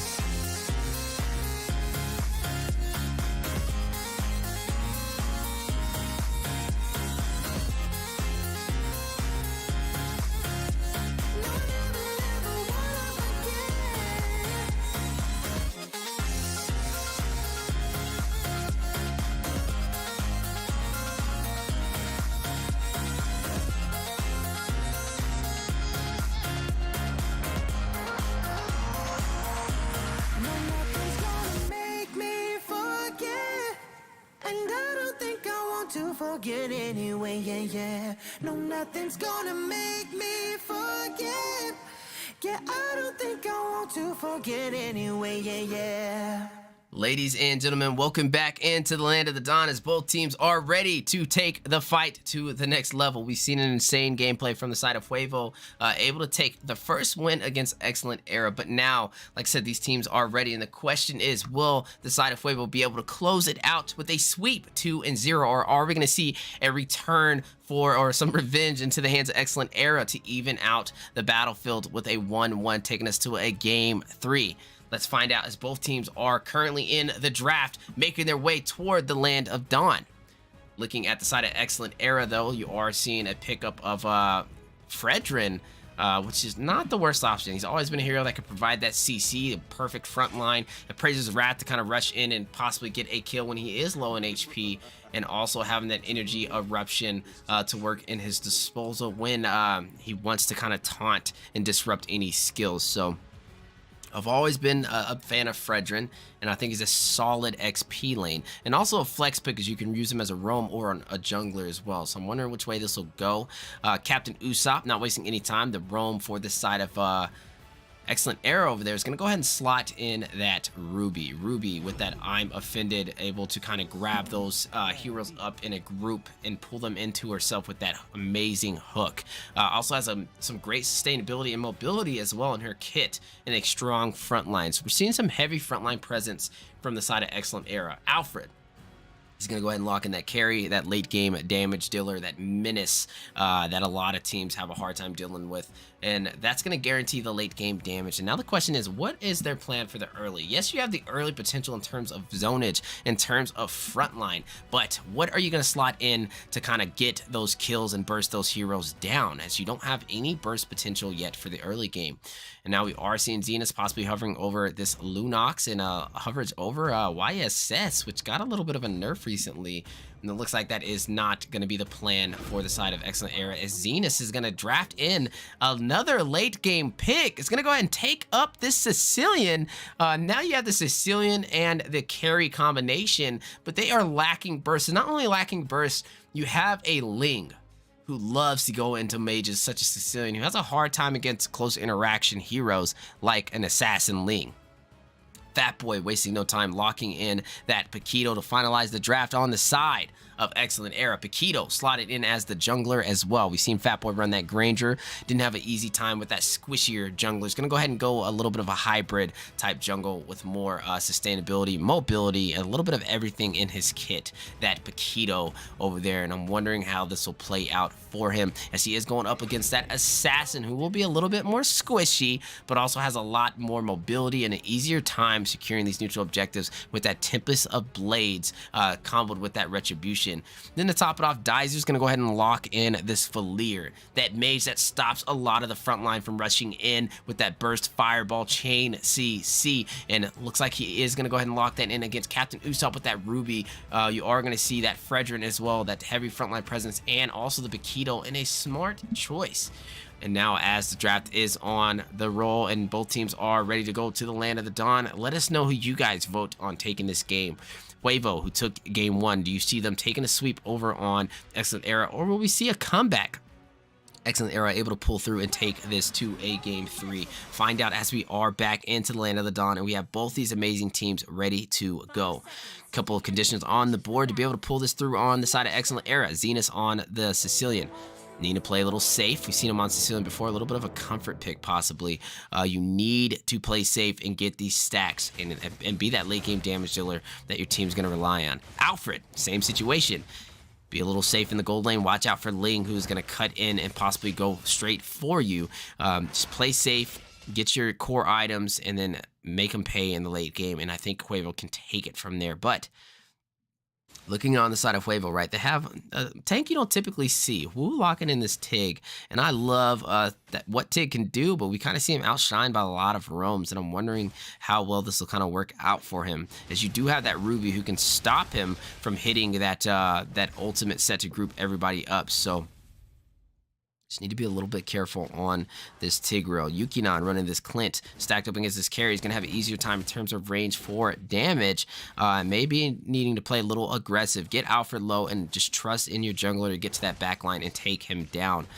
Sicilian already making his way to the bottom side. Those going to get a possible pick off, possible gank, is Yukinon not really realizing he is in the bush, but deciding to make the smart choice and not overextending, even though you have that minion to possibly strip some gold. But speaking of overextension, I'm a cutie in a bad situation is going to go ahead and try and get out with that Cho, forced to flicker, but Wu, same situation, flickering out on that Tig, a little bit less mobility at his disposal, is rushing into 3 members of Excellent Era and taken down over there by Fredrin. Going to go ahead and get that first blood with that piercing strike. Man, oh man. Excellent Era kind of trying to turn the tide around from last game, realizing we need to take the game in the early phase. Speaking of early, though, Alfred getting very low, and it looks like Ling on the hunt. Spotted out by Zenus on the Sicilian, though. Alfred's going to make the wise decision to go ahead and recall. Turtle has spawned in, though. We are seeing a little bit aggro pulled to Fat Boy over there. Captain Usopp in the bush. Zenus using the Bat Feast, trying to strip this turtle down. Ling not done with his blue buff, and this is going to be a turtle into the hands of Excellent Era. Not only did they take turtle, but they also took first blood in a really good start. Now up by 300 gold. Now, Ling, needing to be that early game presence for his team, is going to have to make some answers on the board going for these back lines. You are seeing Cutie Pie running this Cho in the XP lane, giving Fredrin a little bit of a harder time with the G Kondo and his disposal for mobility. Proxying these minions, cutting this lane, which will allow him to go for that mid lane for some additional gold or a possible pickoff. Speaking of pickoffs, though, 3-man team, 4-man team, waiting to kind of gank in and take Alfred down. You do see Tig rushing in, going to go ahead and get a knock up onto Usopp. Bat's impact connecting over there by Zenus to the 3-man team, now 4-man team of Huevo, and both teams deciding to disengage, but Daizu and Wu in the bush waiting for a possible pickoff onto Alfred. Daizu now kind of wrapping around, but wait a minute. You are seeing an invasion over there as you are watching Ling try and go for that red buff. Heavy team of Excellent Era is going to quickly burst down Cutie Pie. A little bit of out of position, and now going to go in for that Ling, denying him from taking that red buff, and he has no help to kind of stop them. Now, can he rush in, possibly get a retribution? May be possible, but not sure that's the wisest answer. Speaking of answers, though, he is going to rush and get a kill onto Zenus. Down he goes, into that backline. Tips of blades going down. Yukinon getting a kill with the grenade bombardment. Down goes Paquito. Triple kill over there by Yukinon, taking out Fredrin, as well as taking down Fat Boy, leaving only Alfred by himself on the bottom line to kind of clear that lane. And now the tides have turned. The shift is now in the favor of Huevo for kills, and also leading by 1,004-2. Man, impressive game, and I think Huevo, if they keep that pressure up, they can kind of have a similar situation as game 1. Excellent Era, though, they were doing the right thing. They just got to maintain focus. Even though that clash did not turn in their favor, they do not need to lose hope and maintain these objectives. Speaking of objectives, speaking of items, though, a little bit of look at currently what is on the board for both sides. Carl Cutie picking up that cursed helmet, having that molten essence kind of infused in it to clear these minions a little faster for Cho. Mega kill on the bottom side, though. Bat's Feast activated. You are seeing a kill from Clint, taking out Usopp. Fat Boy getting a kill onto Yukinon in response to 1-for-1 trade. Knock up over there on to 2 members of the side of Excellent Era, but Fat Boy able to get a kill onto Daizu and taking out Tig in the process over there on Fredrin. They are going to go ahead and zone this turtle out for Excellent Era, and only Ling to kind of contest it. Now, Ling does have the Tempest of Blades. He has the mobility. He can get a possible steal, and this is one of the things that makes Ling really good, but with the full team of Excellent Era in effect. Not really a clash you want to go for, and a very smart choice for Master of Bees right there to not take that engagement. Speaking of engagement, though, Cutie caught in trying to proxy those minions. Bats Impact connecting 3 members of the side of Excellent Era, trying to take him down. I'm offended with the hook, Sanguine Claws. Everything at the disposal of Excellent Era to take him down, and is able to get that kill over there with that piercing strike. You do see Master Beast getting a kill onto Fat Boy in response to a 1-for-1 trade. Valir doing that burst fireball damage. Another member falling for the side of Excellent Era is down goes Fat Boy. Man, oh man, Fat Boy falls. You also see Fredrin falling, and only Cutie dropping on the side of Huevo for that engagement. And now 7-6, still leading in kills for the side of Huevo. Look on the bottom side, though. Alfred wasting no time. Go ahead and taking advantage of that separation. He's going to quickly push in those minions. And this is what we said. The thing about Carry, right? He hasn't fallen yet. 0-0 and 2. Having a good time in terms of gold. Now sitting at 4,100 compared to Claude, who's sitting at, actually 48. So Claude's a little bit ahead just from these neutral objective pushes. And that's definitely something to watch out for, or Clint. But you have to be careful, as a Carry can be that late game damage really you need. But speaking of late game, you do see Tig rushing in. Quick knockup over there with the 2-2-1-3 combo of Paquito. Jabs too much to handle. You do see Tig with the set, but full team of Excellent Era rushing in. Bats Impact as well, able to secure a kill onto Wu. Yukinon falls in that process as well. Double kill secured by Alfred. Dies, you forced to rush back on this Valir over there with this amazing skin. And he's going to have to kind of push that lane back in by himself. But Master Beast wasting no time. Using the mobility of Ling. Is going to go ahead and clear some of these minions, trying to take that tower away from Excellent Era.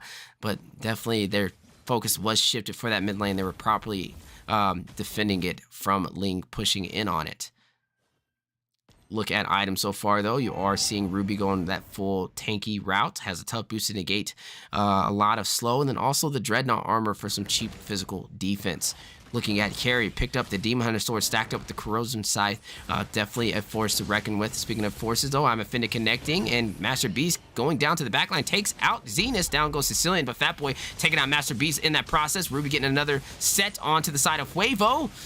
But wait a minute, a knock-up into play. You do see Yukinon getting a kill onto Fat Boy. 1 member down for the side of Huevo versus 2 members down for the side of Excellent Era, and Captain Usopp with barely any HP is going to have to retreat, opening up the mid tower to be pushed in from the side of Huevo.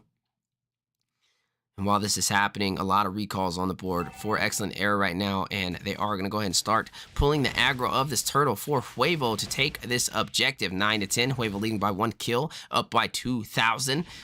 Secret weapons on fire right now. Alfred 2-0-3 has not fallen. Sicilian having a little bit of a hard time getting online. Quickly bursted down by Master of Bees, who has taken down this turtle in that process.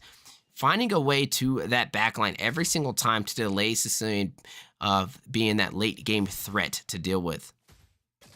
Now, looking at the way this map is going, the match is going as well. A lot of towers into the hands of Huevo right now, and towers are dropping left and right for the side of Excellent Eras. They've lost every single tier 3 tower. Speaking of losses, though, Tempest of Blades as Master Beast rushing in and getting a kill onto 3 members of Excellent Era, and no penalize on it. But wait a minute, Alfred having another answer. Speedy Light Wheels goes into Ling, and down he goes for that trade of 1-for-1. Woo in a difficult situation on this Tig, though. Quickly bursted down by Alfred with the Speedy Light Wheels, and now we are seeing Alfred get on line 4-0-3, and this is the carry that we wanted to see today with those Swift Boots for additional attack speed, the Corrosive Scythe, also having that Demon Hunter sword to stack up for those beefier composition heroes such as that Tig. Definitely having to watch out for that marksman. 11-11 on the board, high kill game, only 9 minutes in. Bats Feast activated by Sicilian to kind of clear these minions. And speaking of Sicilian, 0-2-9, having a lot of assists in his favor, but not a lot of kills. But the later this game goes, that's when he's going to kind of flip the script and be that damage dealer that his team needs. But right now, Alfred providing the early game for the side of Excellent Era is really all they need. But on the side of Huevo, like I said, has not lost a tower. Even though they're losing in some of these engagements, they are holding on to every single objective. And if they can keep this up and slowly chip away at the map for the side of Excellent Era, they're going to find themselves with their backs against the wall in a possible finish to take a sweep, as they took game 1 in a similar fashion. But wait a minute, stepping into the wrong bush, immobilized over there by Captain Usopp, and grenade bombardment connecting. Master of Bees, the assassin Ling's going to go ahead and take down Ruby. Not the place you want to be, and now it's going to open up the door to take this Lord, but Wu getting bursted down by the Sicilian, who is now online only 10 minutes in. Really good play from both sides, a 1-for-1 trade, a tank and a both roams falling for both sides, and Sicilian able to secure the first kill of the day for the mage on the side of Excellent Era. It's going to start getting these stacks slowly starting to rev up, and soon you'll be able to hear that engine throughout the entire land of the Dawn.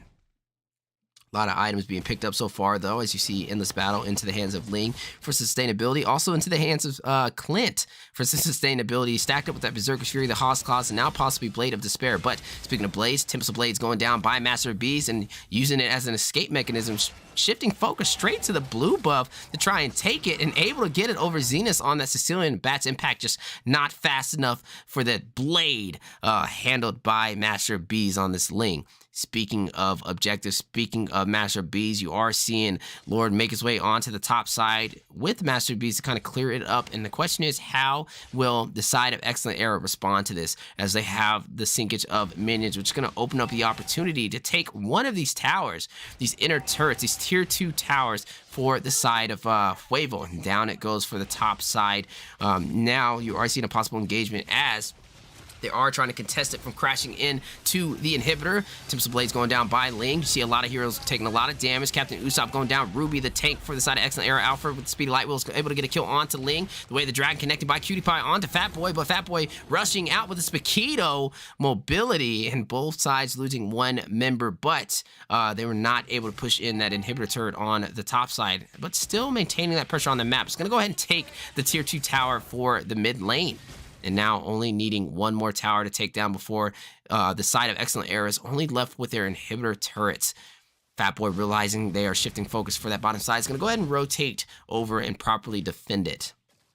But as these teams are revving up toward the late game, 12 minutes in, 38,000 gold into the hands of Huevo right now, leading with 4,000 more than the side of Excellent Era. But speaking of Excellent Era, the way the dragon connecting, you do see a little bit of I'm Offended on the way. Grenade bombardment by Yukinon connecting on to Fredrin, and down he goes. A double kill for Yukinon, taking out Captain Usopp, 2 major frontline heroes, and that's going to put them at a strong advantage to possibly take an inhibitor or a tower on the side of Huevo. But instead of taking towers, they are going to decide to take the jungle and starve them out, freeze the lanes, and wait for the side of Excellent Era to push out. They're not trying to give them any breathing room, and that is a smart decision. This is what you want to see from the side of Huevo to kind of close this game out.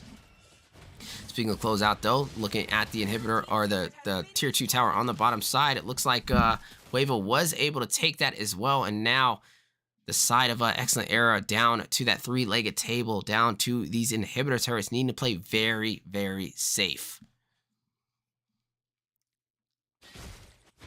One thing at the disposal, though, like I said, they have Alfred on this carry. 5-0-4 has been on fire this entire game. And they have Zenith 1, 2, and 10. Not really seeing much of a presence in terms of his damage yet. But like we said, the later this game goes, we're at 13 minutes, slowly creeping up to that 16-minute mark. He will be the difference to kind of turn, the tables around and win this game for Excellent Era. But the question is, will Huevo allow it? They were able to take this Lord, this Luminous Lord, matter of fact. And now with this, a team like Huevo already mastered what to do with these objectives. When you have Luminous Lord in play, pushing up on the top side, we got to sync 2 things. The bottom lane and also the mid lane with it. And with Ling, one of those heroes that can kind of use that mobility to traverse across the map, he's going to do exactly that. Now he's working his way up on the bottom lane, and you are seeing them wait for Lord to make his way toward the mid, and there you go, sync it to lane complete for the side of Huevo. And the side of Excellent Era realizing not really much they can do to respond to it, but try and clear out the minions before Huevo can crash in with this Luminous Lord. Speaking of crashing in, though, down goes the inhibitor turret for the top side. With the Dragon by Cutie getting to the backline straight into Zenith. Down goes Sicilian, the late game damage dealer that they were relying on for the side of Excellent Era. Ling rushing in, trying to go into Alfred, forced to use the Wind of Nature. Daiser getting a kill onto Captain Usopp. Lord crashing into the Nexus. And wait a minute, Master Beast taking out Fat Boy. Only Alfred and Fredgen to defend. Down goes Cutie Pie to Fredgen, but down goes the Nexus to Lord and to the side of Huevo. And ladies and gentlemen, Huevo has taken the series. Man, oh man, oh man. What play a little bit of a recap of what we've seen. We've seen Lord crashing into the Nexus on the top, or the inhibitor turret for the top side. Not only the inhibitor, but opening up the door for a possible class car. Cutie getting to the backline, getting a set on to Sicilian for that backline. Then you see Ling trying to rush in and take another backline out. Carry able to escape with the Wind of Nature, but not enough for the side of Excellent Era to defend against. And down goes the Nexus into the hands of Lord, and the series into the hands of Huevo as they close out this game. Well played indeed. MVP going to Yukinon on this Clint. Looking at his turret damage, 66%. Team participation, 89%. The whole team was involved in all these fights. Even though the side of Excellent Era played really well, I just feel like they didn't need to go too late game. Picking up that Sicilian and then also picking up that carry gave an easy target for Ling to go in for the early finish. Now, if they could have lasted to that 16-20 minute mark, 100% they would have been able to close out this game. But I think they needed more of an early game burst presence. Sure, can Paquito do it? Yeah, but he's also the jungler and he has a lot more on his plate to deal with. You should have most likely see this slotted that in for the mage or slotted that in for the marksman, and that is what we kind of seen today. Is Ling having an easier time popping off, Daisy roaming around with that Sicilian, and overall just a beautiful game from the side of Huevo. Ladies and gentlemen, I appreciate y'all tuning in. My name is Wheezy, and we are King of the Hill Mobile Legends Scrim Academy, and also scheduled scrims today, and that's what we've been kind of jumping on. Today was a little bit of a hybrid between both, as I realized the holidays are around and everybody's spending that time with their loved ones, but nonetheless, I appreciate everybody kind of tuning in today. I enjoyed the matches so far, and excellent game over there from Huevo. Excellent Era. I appreciate you guys tuning in and playing as well. And also in the first series today with Dark Immortals. You guys did a phenomenal job kind of playing, trying to take that win, but a little bit more into the favor of the opposing team to close that out. And like I said, I appreciate you guys who have been showing up, competing, Elite 10. Really good to all these teams that have been here today. Thank you so much, guys. I know it was a little bit of a shorter caster's desk today than normal, but excellent air as well. You guys did good. But like I said, happy holidays to you guys. I wanted to tune in and give you guys a little bit of love from the Mobile Legends Scrim Academy. Now tomorrow, we may be doing scheduled scrims. Just depends. The schedule will come out tonight. So any teams that do want to register, make sure you guys look forward to that and sign up. Also, happy holidays for those who haven't heard me say it already. Merry Christmas to those that we missed, and also Happy New Year's to those that we won't see on that day. So, guys, I appreciate y'all. For those who are new to the channel, my name is Wheezy. I'm your host in the Mobile Legends Scrim Academy. Our whole purpose is to provide a pathway for teams to go from regular to professional level and prep for future NA leagues such as NA, MPL, and so much more. So, this is just the beginning. And we have a lot of plans going up into 2023. I appreciate you guys spending your time with me today. I had a blast. Amazing matches from all the members who kind of tuned in. And thank you to everybody that was in the stream as well. Appreciate you guys. If you are a solo player out there in North America and you're looking to compete, make sure you guys sign up on the Mobile Legends Scrim Academy official Discord server. And all these teams might be able to slot you in on their team. We have a spot where you can look for teams, request for teams, drop all your stats, and any of these teams you've seen today may potentially look at it and pick you up. If you are in a squad, don't be afraid. We still have a spot for you guys as well. We'd love for you guys to sign up on the Mobile Legends Scrim Academy and start competing now. As always, like I said, my name is Wheezy. I appreciate y'all. Take care of yourself, take care of each other, and we'll see you guys next time in the Land of the Dawn. See ya! Wait, hold on. Whoa! Hold on. A special guest appearance here, Magic Ram. I think we might have another game after. So Another game? yeah, stay tuned, y'all. Okay. E10. They got it. Huevo. Oh, E10 and Huevo? Okay. Well, don't go nowhere. I was like, you let me do that long? Okay, guys. I appreciate y'all. Don't go nowhere. Like you said, you heard it from Master Rim.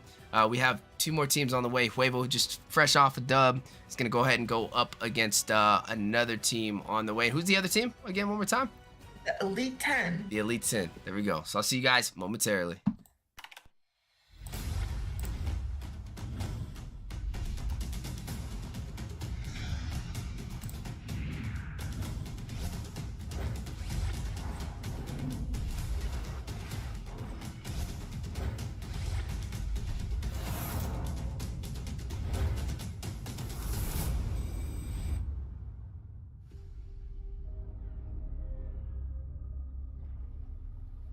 The sky is so vast, isn't it?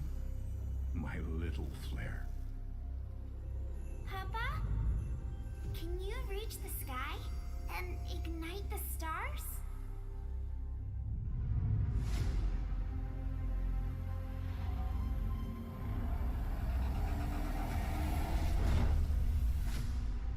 Of course, honey bunch.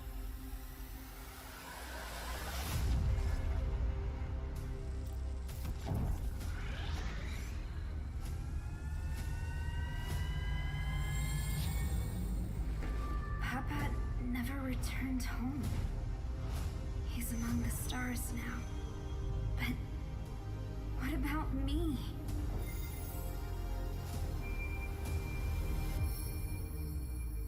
Have faith, little flare.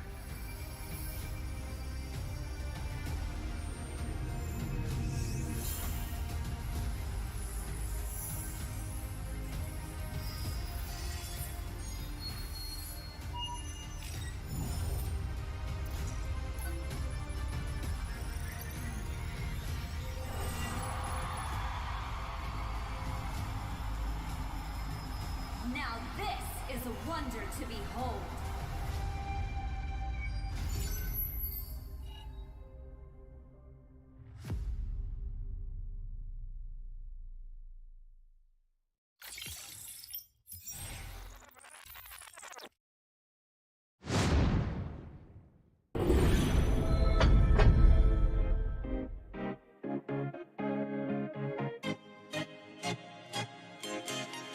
Yeah. Love you from the first time you called me lame. Loved you for your wits and your wicked games. Yeah. Always on my mind, always in my brain. Yeah.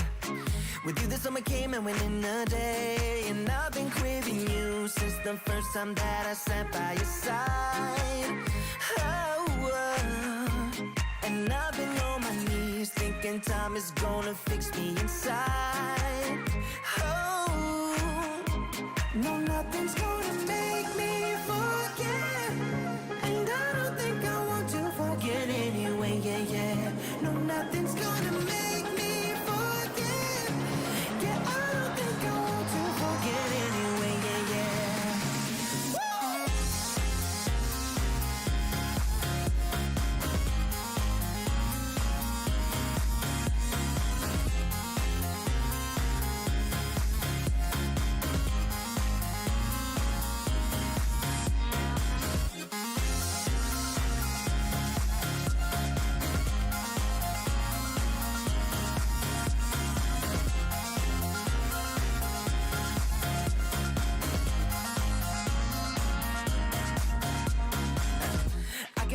When you're miles away, yeah. You can make it shine when the whole world rains. Always on my mind, always in my brain.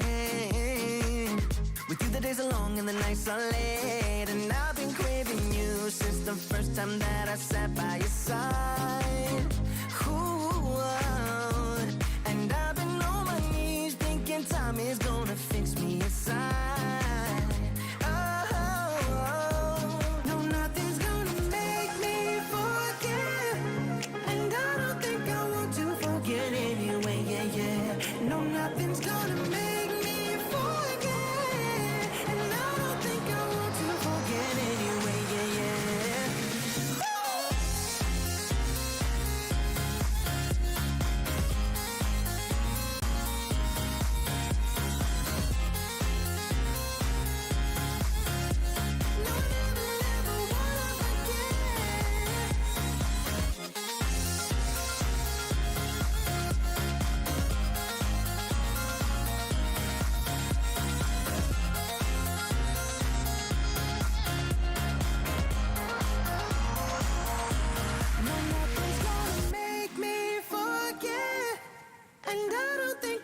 To forget anyway, yeah, yeah. No, nothing's gonna make me forget. Yeah, I don't think I want to forget anyway, yeah, yeah.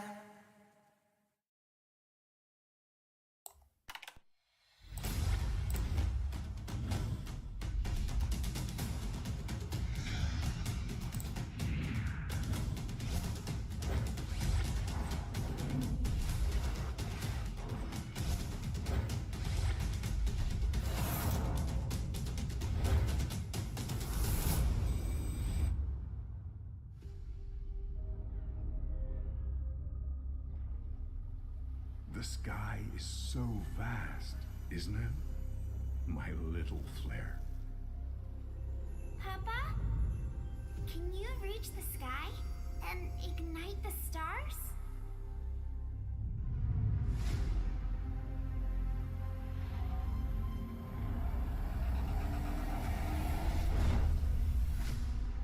Of course, Honey Bunch.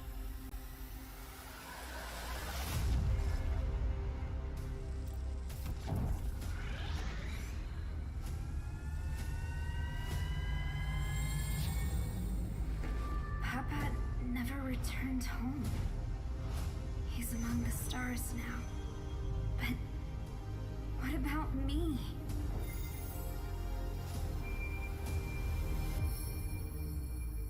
Have faith, little flare.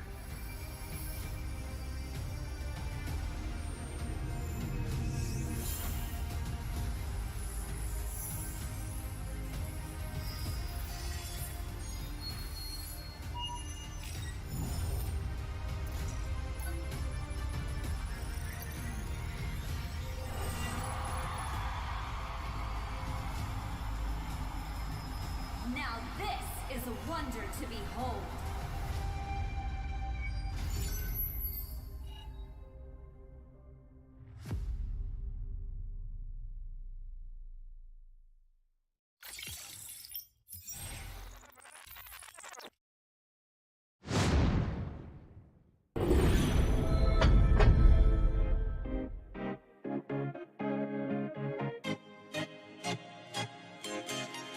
Yeah. Loved you from the first time you called me lame. Loved you for your wits and your wicked games. Yeah. Always on my mind, always in my brain. Yeah. With you the summer came and went in a day. And I've been craving you since the first time that I sat by your side. Oh. And I've been on my knees thinking time is gonna fix me inside. Oh, no, nothing's gonna make me forget. And I don't think I want to forget anyway, yeah, yeah. No, nothing's gonna make me forget. Yeah, I don't think I want to forget anyway, yeah, yeah.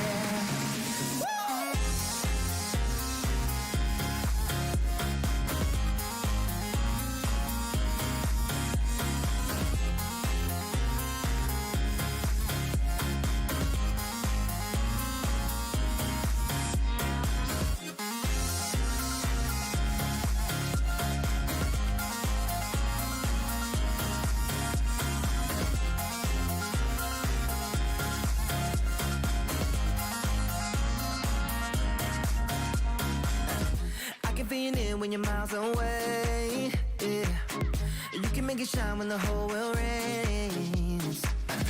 Always on my mind, always in my brain. With you the days are long and the nights are late. And I've been craving you since the first time that I sat by your side. Ooh, and I've been on my knees thinking time is gonna fix me inside. Oh, no, nothing's gonna make me forget. And I don't think I want to forget anyway, yeah, yeah. No, nothing's gonna make me forget. And I don't think I want to forget anyway, yeah, yeah.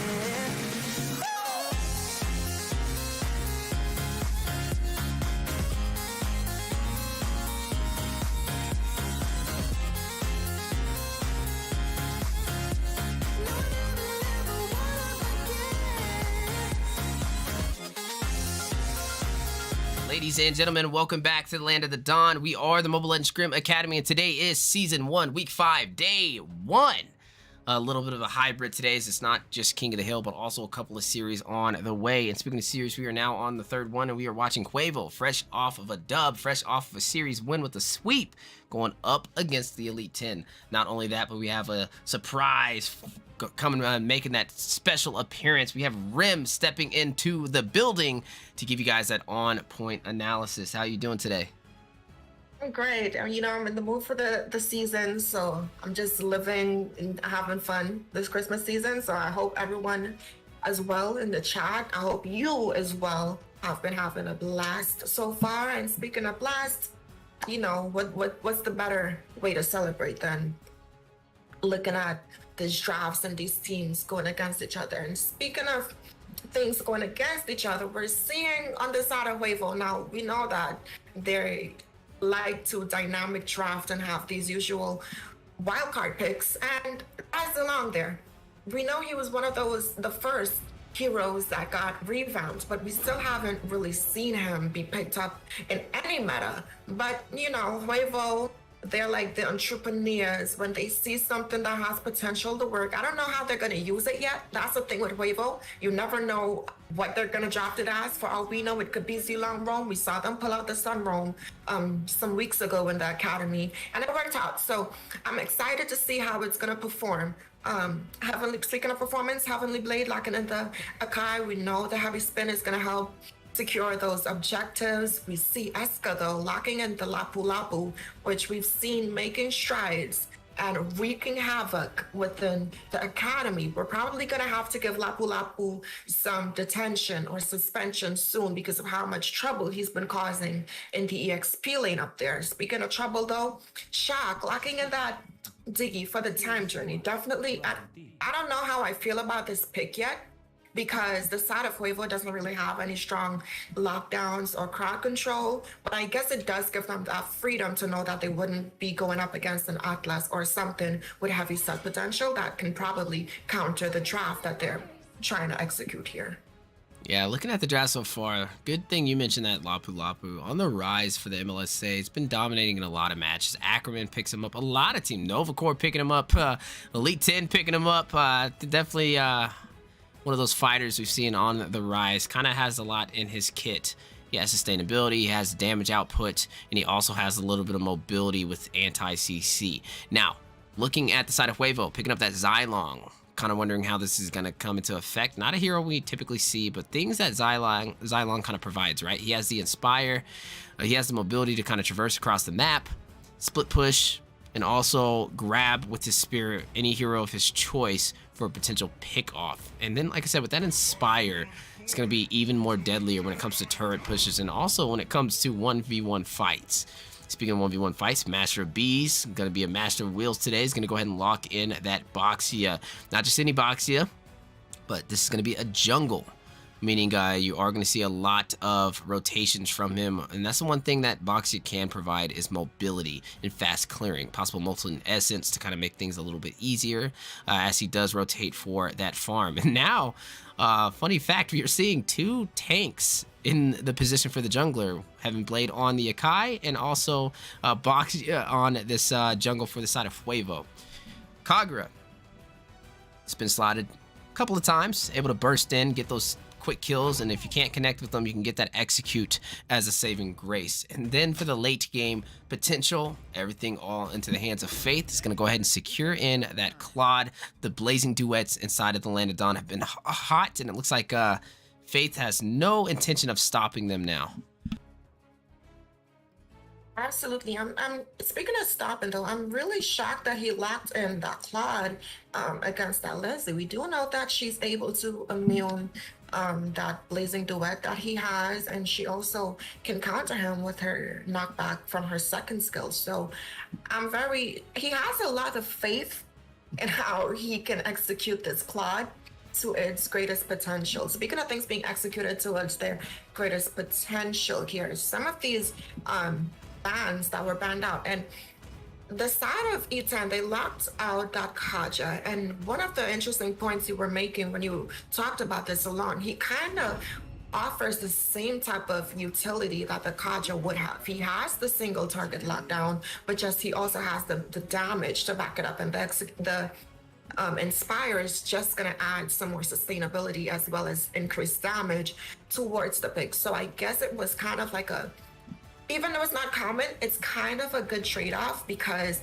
it offers, the same type of utility. Speaking of utility being offered, Daizu locking in that Faramis. So we all know Daizu has been popping off on these mages in the mid lane and she's probably been one of Huevo's saving graces from the few times that she has played with them. Speaking of things being played, looking at the drafts, I would probably favor the draft of E10 only because it's a little bit more standard and I've seen these picks executed before and I've seen the players use them.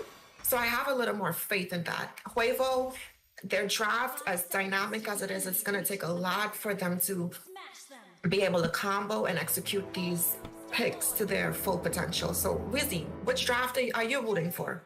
Well, like you said, it's going to be all on being able to perform with the draft that you picked. And if I'm looking at the side of Huevo, they got a couple of wild cards. Wu locking in the Xylong, I'm scratching my head. Not something I typically see.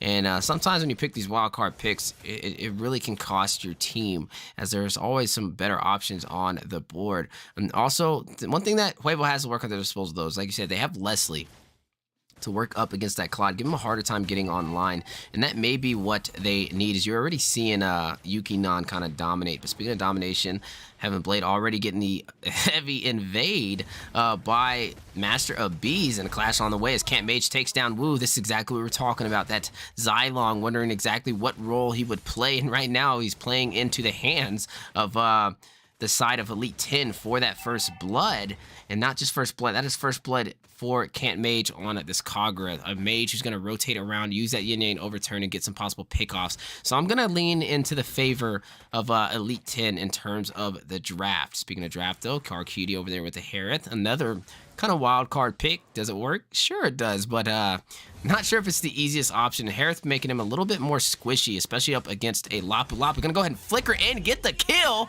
You do see Wu rushing in over there with the Xylong, though. Is gonna go ahead and take out Eska. A 1-for-1 trade for both sides, but in terms of trade, 2-to-1 on the board in favor for Elite 10. Absolutely. And it's interesting because the Zilong is actually being slotted in the wrong position for the side of the Huevo here. And I'm not sure the build path that they're going off. If we look at the item so far, we do see him building into that damage route. So I'm not sure if they're going to play him like you potentially play the Rome Natalia, where you still build her damage, but that works because she has the invisibility to back her up, as well as the immune. Speaking of things being backed up here, you do see Turtle going into the hands of Elite 10, and also a kill as well, as down goes the Boxia jungle for Lapu Lapu. Now 2 kills ahead of the side of Huevo, but wait a minute, Carl Cutie making it another kill for Lapu Lapu, getting that double kill. Now 3-1-0 KDA, and shining for the XP lane. Speaking of shining, though, mid lane clash on the way as Camp Mage trying to rush out from Wu on this Xylong, and he decides not to overextend for the kill. So, and that's the thing. I feel like if positions were switched around a little bit, it probably would have been a lot more beneficial. Speaking of things being beneficial, we did see Yukinon on the Leslie picking up that Wind Talker. Definitely going to help her clear these lanes against this Claude. And actually, she's in a big lead, so she's sitting pretty comfortable there because Claude hasn't even built his full core item yet. Speaking of things being built, we do see Akai with the extra burn that he's going to get from that item passive there, so it's definitely going to help him clear these objectives. We do see Kagura and the Faramis with the Elegant Gem. You know, I love this item, especially as a mage player. It's definitely going to help with the sustain and the clutch moments that it can provide when you got to level up, especially during some team fights and stuff like that. Speaking of team fights here, we did see in the mid lane that Zilong getting picked up, and that's the thing. When you lock a pick like him in the roam, it kind of reduces the set potential and set capability that your team has. Because if you think about it, right, they have the Harith, they have Faramis, and they have the Zilong. If they probably slotted the Zilong in the EXP lane, yes, he probably would have lost against the Lapu Lapu, but Cutie on the Harith is losing as well. So why not put the Harith in the mid lane, have Faramis be the roamer, and then slot Zilong in the EXP laner? That would have probably been way more beneficial for the side of Huevo here. And this is what you kind of see, like, when you go with the multiple wildcard picks, the Xylong, the Harith, speaking of kills, speaking of Xylong, down he goes into the hands of Eska, but a direct response is Daizu rushes in and takes him down over there with that Faramis. But a response back, as you see Elite 10 taking the neutral objective, is going to go ahead and secure in that Lord. Now, like we were saying, with the draft so far on both of these teams, Huevo, you have to have a game plan for your composition, right? And there's just not a lot of synergy between the heroes that they chose. Xylong running in the wrong position, and he's not running a defensive build. So he has Blade of Heptases as the first item, doesn't have boots fully built. So like if he gets picked off as a roam in the front line, he is very squishy. His best bet is to try and rush in, get a grab in like we've seen right there. And that's not really even working to his favor. And when that happens, when you do be overly aggressive without no defense, a similar story right before our eyes, you're going to quickly be bursted down. No defense to stop a burst mage like Can't Mage on this Kagura with that execute is not the right answer. Speaking of right answers, oh, wait a minute. Kagura going in, Union overturn on the way. Cold Altar activated by Dynasty to try and escape, but quickly... oh no, able to get away. Heavy spin procs over there by Heaven Blade, though, trying to pin Boxia onto the wall, but can they do it? No, they can't. Digging in a little bit of pull onto Boxia, keeping him in place. And while this is happening, you are seeing the tower drop inside of the mid lane into the hands of Elite 10. Absolutely, and that's the thing. Speaking of things dropping here, we do see Leslie with the ultimate snipe trying to get some damage down on this Kagura. On Kagura, there's but I don't know. I think it's maybe a little too early to judge the draft, but based on how it's being executed on both sides here, it's really it's making Huevo look like, okay, they just came off of this high road and the momentum that they had going for them, and then they do this kind of crazy draft, and I've managed for them. So I know that they like to, test the waters against teams within the first game, see what they're dealing with and how they want to play moving forward. But I'm not really seeing them executing these wildcard picks to their full potential here. And so long as just getting picked off, speaking of things being picked off here, Ooh, you do see a possible clash on the way for this turtle, but looks like Elite 10, another objective is going to go into their hands.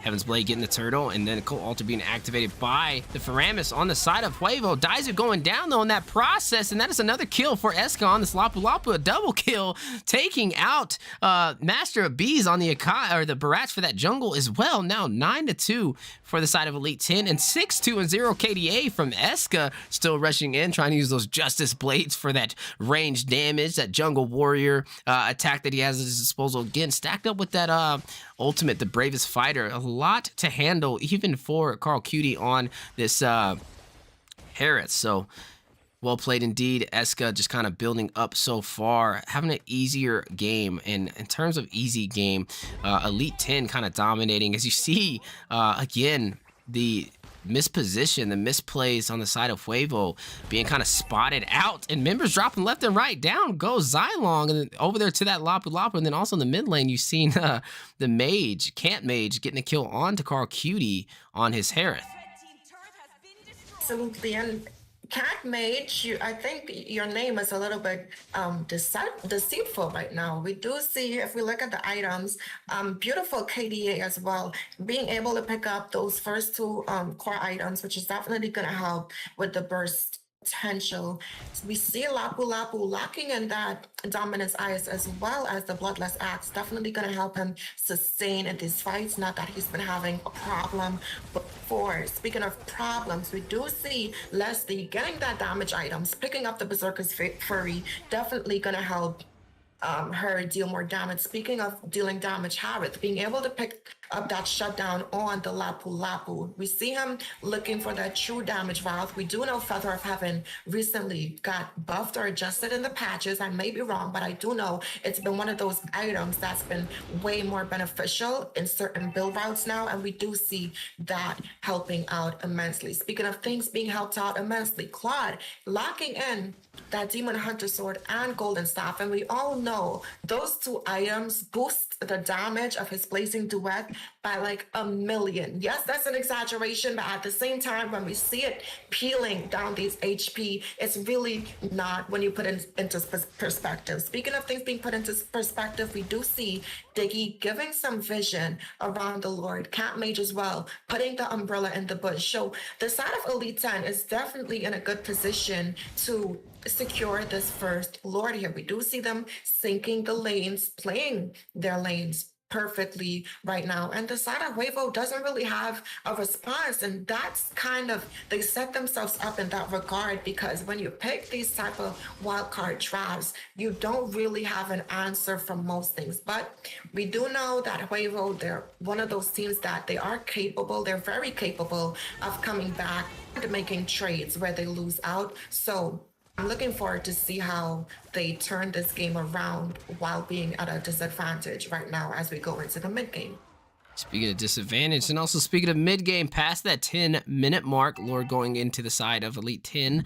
Now the question is, where do you go from here, right? Sink these lanes, possibly take some more towers, as Huevo is still holding on to their Tier 2 turrets. Huevo realizing this, they're going to be in a position to kind of defend. They don't want to overextend, realizing that they are down by about 600 or 6,000 gold. So definitely not a fight you want to take. Lord kind of making his way into that Tier 2 tower. You are seeing a little bit of contest on the way, but with the lanes being synced, is going to allow the side of Elite 10 to push in one of the Tier 2 turrets, if not two, as down goes the bottom side, and also down goes the top side. Class on the way though in the mid lane. You do see Brave Fighter going in by Lapu Lapu to secure a kill onto Wu. But fight not over, as Kagura with the Yin Yang overturn, trying to give some pressure on to Master of Bees. And down goes the last Tier 2 turret for the side of Huevo, leaving them down to their inhibitors. But looks like Elite 10 is not planning on stopping there, as they are going in for another one. But is that decision too costly, as Huevo rushing in? Harris over there on Call Cutie trying to do some damage, and Elite 10 forced to respond by retreating. Absolutely, and that was a good, speaking of response, it was a good response in terms of defending coming from the side of Huevo here. We did see Zalong trying to make that sneak pay. However, the only thing, he was the one that ended up having to pay for that with his life. And we see the KDA 1, 6, and 1 right now. And that's the thing. That's why when you want to pick these wildcard picks in these high tournament format matches, you have to be able to execute it. And I know we doubted when we saw them slot the Hanabi a few weeks ago, and they were able to draft around it, but it seems like it's not really benefiting them in any regards right now, and we definitely do see that. Speaking of things being beneficial, we do see Claude locking in almost full build, and he has the Wind of Nature too, possibly for the Zalong, because I don't think he's going to be able to actually sustain the damage that's going to be coming out from Leslie. As we all know, she shines from the true damage, which is why she's slotted recently. Speaking of things being slotted, we do see Akai with the heavy defense item, so he's definitely going to be a meat shield for his team. Speaking of a shield for their team, Eska on the Lapu Lapu, building in more magic defense as well as the physical defense, and he has the damage and sustainability coming in from that bloodless axe. Speaking of damage, we do see Kagura building into Genius Wand right now, which is definitely going to help secure that one-shot combo, even though she's been doing it at ease earlier on in the match. Speaking of damage item, we do see Basha locking in, you know, the Cursed Helm as well as the Guardian Helm, but is it gonna be enough though? Speaking of enough, you do see Cutie picking up a kill, but speaking of pickups, Elite 10 taking a neutral objective. Down goes the Lord, not just any Lord, this is Luminous Lord, and not only Luminous Lord, but the side of Huevo only down to their inhibitor turrets. Gonna have to play very wisely on this engagement, is now the side of Elite 10 just has to make the most by sinking these lanes. And the question is, Huevo, a team we've seen time and time again, when their backs are up against the wall, able to turn it around. I want to say, out of every team in the MLSA, they have the most impressive Nexus defense with no inhibitors on their disposal. So If any team can pull this off, it's definitely going to be the side of Huevo. And speaking of pull off, you are seeing the inhibitor turret being crashed into by the Lord possibly. But wait a minute, there goes the defense that we're talking about from the side of Huevo, making the most of the situation, not even allowing it to push into that inhibitor. And down goes not just a Lord, a Luminous Lord, and also the defense on the lanes able to clear it out. And we're seeing Elite 10 have a little bit of a harder time taking that early finish. Absolutely. And even though I've been giving the side of Huevo a lot of heat for their draft, they do definitely have a lot of late game damage dealers. We do know that Harith, with his recent buffs in the patch, he does have the sustainability and the reduced crowd control duration. Even though the side of Elite 10 has a lot of the crowd control, the side of Huevo, they have Leslie on Yuki. He hasn't died, so props to him. He has the 1 assist, but no deaths on the board, which is pretty good in his regard. They do have the late game damage and pick-off potential, so the side of Elite 10 has to try to benefit off of their momentum and the lead that they have right now, because we saw how quick the side of Huevo bursted down that first Luminous Lord there. So they have to sink these lanes and actually give Huevo some more pressure, even make them cope under pressure, you know, make them break under pressure. That's what you want to put the side of Huevo in. If you give it to them, they're definitely going to capitalize off of the mistakes and little spoon feeds that you're giving to them. They are going to eat up those mistakes and they're going to digest them very well. Yeah, definitely going to digest them very well. Speaking of digestion, Shock kind of taken down right there, but a direct response with Wu falling in that trade. And that is one member off the board for each side. A little bit of a look at the items so far. Like we said, creeping into that late game, they are getting a lot of these full builds on the way. But in terms of real estate, in terms of what you have to work against, the side of Elite 10 has almost every single lane minus the tier 3 tower on the bottom side. They can afford to kind of mess up these engagements, but what they cannot afford is allowing Huevo to continuously beat out these Luminous Lord pushes, as that is exactly what Huevo needs to do to keep in this game. Only down by 7,000. Speaking of pushes, though, you do see the ultimate sniper going out from Leslie to give some vision for a possible steal on this Lord, which is already at half HP. The question is who will get it. You can now take some serious damage. Cole Alter activated a little prematurely. You do see Harith rushing in, trying to get a kill. Cole Alter is now out of effect. Wu getting a kill onto Shock. Down goes Diggy. But clash not over, as Lord is still in play. Gets a little bit of a reset. Yukinon deciding to retreat. Cutie Pie trying to wrap around. You do see the zonage into the hands of Elite 10, and aggro pulled again by Heaven Blade for a little bit of a reset. But is this going to be able to work for the side of Elite 10? Or are we going to see Huevo go back in to re-engage, as they do have the numbers 5-4. Vision again over there by Yukinon to allow this engagement to happen. Cutie Pie rushing in, realizes that Camp Mage is by himself. Going to go ahead and try and secure that kill, and is able to connect and get it. What a play! Lord being reset again, but in terms of what is working right now, Huevo is a dagger in the back of the side of Elite 10, taking out 2 members. Shock responding just in time, which is going to even it a little bit more out, 4-5, but the numbers are still into the hands of Huevo, and they were able to turn this Lord around to their side. They have the zoners, they have the push, and they are going to be able to take it. Absolutely, and that's what I was saying. Once you give Huevo a chance, this is not Monopoly. You can't give these teams chances like that, and Huevo is one of these teams that would definitely make the most out of it. Speaking of making the most out of chances. You do see Huevo with the aggression. It's going to go ahead and take these objectives, take these towers, and an excellent point, Rim. Like you said, if you give Huevo an inch, they are going to take a mile, and this is just a prime example on why they are a top 32 team for North America. Looking at the Lord crashing in, is going to go ahead and give that tier 2 turret for Huevo for the mid lane, and also Wu taking the tier 2 for the top as well. Now the side of Elite 10 is down to their inhibitors. Yukinon getting the kill, bursting down Shock on that Diggy, but fight not over, as Huevo is going to go ahead and try and take a possible inhibitor turret, and they have indeed done that, as down goes the bottom side. And now Huevo has turned the pressure into their favor, and now they are on fire. You do see Cole Ultra activated, as they are going to go in for another inhibitor. Wu rushing in with this Inspire over there on the Xylong, takes another turret, but wait a minute.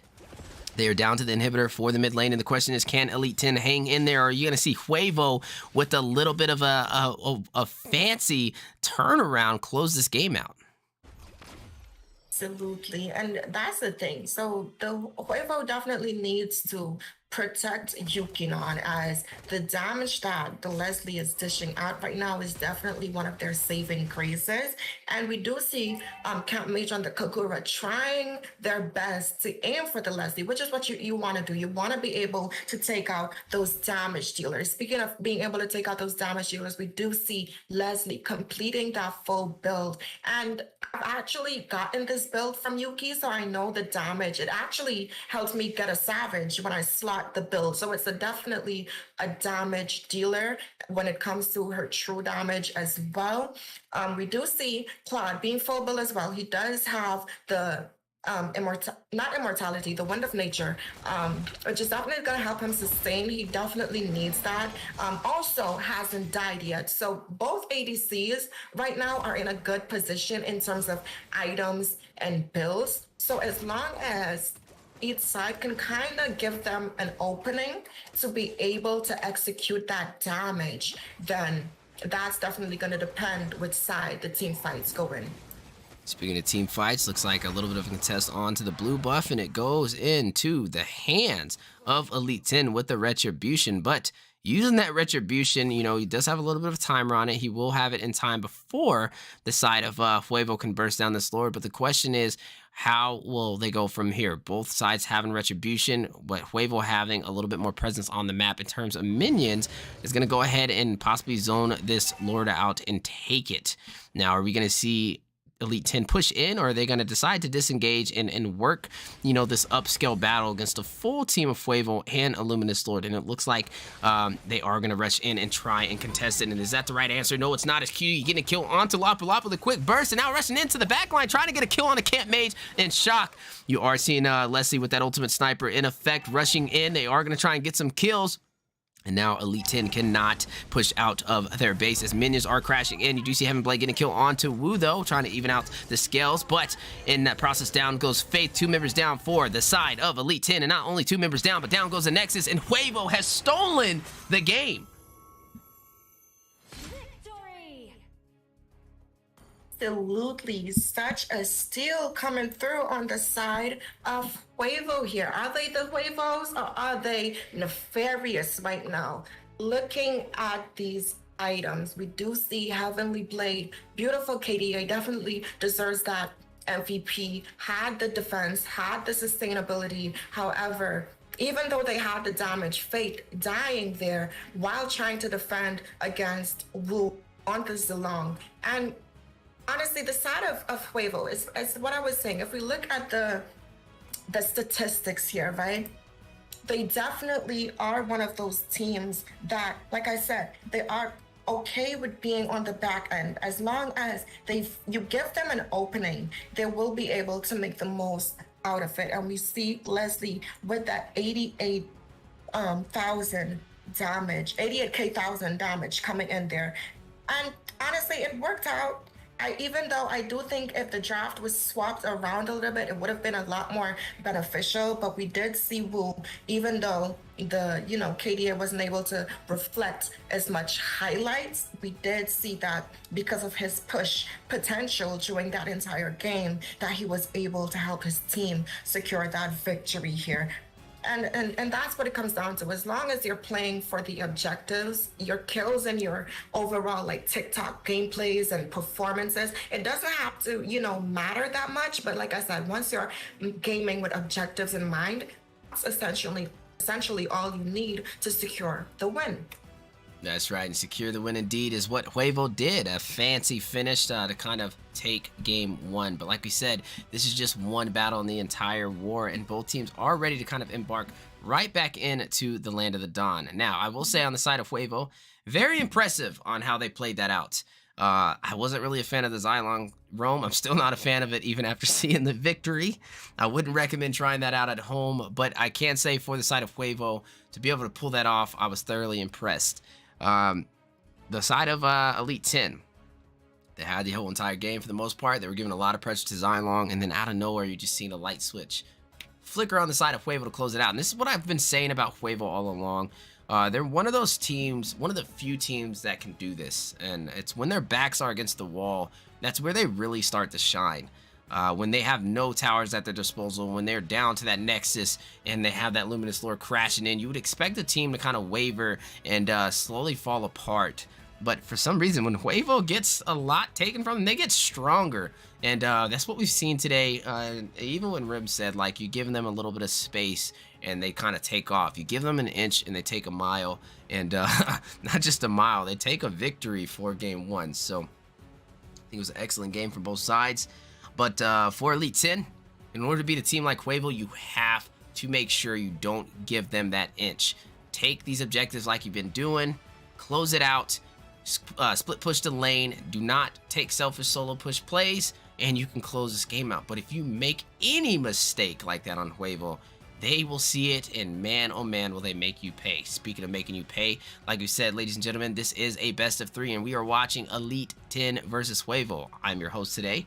Appreciate y'all being here, and I'm casting alongside Master Rim with the on-point analysis. Speaking of on-point, both of these teams already sitting inside of the draft, getting ready to embark into the Land of the Dawn. Absolutely. And speaking of getting ready, we do see some good bans coming out, especially from the side of Elite 10 right now. I love the Kaja ban, and I also love the Leslie ban even more because they studied what happened last game and who the threat was, and they've successfully taken her out of the game. And that's what you love to see. We love to see when teams learn from the previous game. It's like, you know, I don't understand, like, when teams get swept by, let's say, a Leomord, and they go, it's a best of 3, right? Y'all got swept by the Leomord in the first game, but y'all allowed it to walk for match 2 and 3, and then you lose out. No, you gotta learn. Like, he was the problem. You lost because of him. Take him out in the draft. And we do see Elite 10 drafting beautiful right now in response. And speaking of responses, the side of Huevos, banning out the Akai, which we do know was able to help this side of Elite 10 a lot. I can't remember if he died last game, but he was definitely one of those annoying things that you have to get through in order to get to the damage dealers. So I like what I'm seeing so far in the draft here. Yeah, I'm definitely liking the way the draft is going so far. Like we said, it's an upscale battle for Elite 10 right now. They are down 1 game, and they need to win this one to even it out. So they have to be kind of careful on this little chess game you play with the draft, especially against a top 32 team like Huevo. Looking at the draft so far, though, Daizu wasting no time on the clock. He's going to go ahead and lock in that Xavier. And 2 things that Xavier offers is burst damage, right? He, even in the early game with some recent patches, he's doing even better in the phasing of things from early all the way to late. So Xavier definitely a strong pickup, but is that the best pickup that you want to take in that position for first pick? Because you're letting the team know who your mage is already, and you can be properly countered by a tank, a possible roam, a possible jungle, and that's what we're seeing right now from Faith, realizing, hey, wait a minute, there's still some hot picks on the board. Let me go ahead and secure this Martis, that 3,000 worlds, those 2 guitars, enough to make a lot of teams kind of rip their hair out for these neutral objectives in the early phase of things. But speaking of early phase, woo, a little bit of coverage over this Saber, something we don't really traditionally see too often. But if any team will pull it out, they pulled out the Zynlong, so I wouldn't be too surprised if they pulled out the Saber as well. So I don't know. Looking at that Yuzong, though, Eska's going to go ahead and lock that in for the XP lane, which is going to confirm this being a Martis in the jungle for the side of Elite 10. Absolutely. And speaking of things being confirmed here, we do see the side of Huevo locking in some comfort picks. We do see Durza on the Ruby. We do know that he, even though it's not slotted as often as we've seen him play the high-lows more often, he does enjoy playing that Ruby. So I'm excited to see how one of her rare and fewer appearances in the MLSA is going to perform for her. Speaking of performances, Daizu locking in that Xavier first pick. Now that's how you know someone is comfortable on a pick, because I don't know if you recall, Weezy, but Daizu on that Xavier was able to, the enemies were pushing into the base of Huevo, and that Xavier was able to secure a Maniac, which actually helped Huevo turn that game around and help them win out the series. So it's definitely something that I'm looking forward to see. It's one of those asserting dominance, like, okay, I want you to counter me. You know, I don't have the dashes, but I do have the outplay potential. I have the snipes, and I'm able to, you know, use this hero to their full and maximum capacity. Speaking of things being ultimates here, we do see Shock locking in that Florin. I think that's her very first appearance in the Scrim Academy, and I love the pick for her because they already have the frontline presence coming in from Eska on the Yuzhong and Faith on the Martis as well. So and one thing about her is I think people underestimate her because when she pops that ultimate, she gives the team anti-immunity to heal cutting and shield cutting effects. So that's definitely something to keep in mind, especially when you think of items such as Necklace of, you know, Endurance and that Dominance Ice as well. So I'm interested to see what's going to happen and what we're going to see in the second phase of this draft here, but I'm definitely leaning in favor of the side of Elite 10 right now. Yeah, and looking at the side of Elite 10, like, they have that Yuzong able to drop down and get to that back line, such as that Daizu on Xavier. But like we said, we've seen how deadly Xavier could be, so I don't know. I really want to see how effective it will be. But one thing I do know is effective is Faith on that Martis.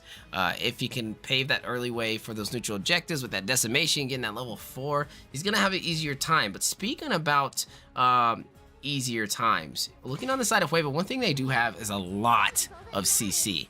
You've got Wu over there with that saber. He has that triple sweep, that set that you cannot get out of unless you have Purify.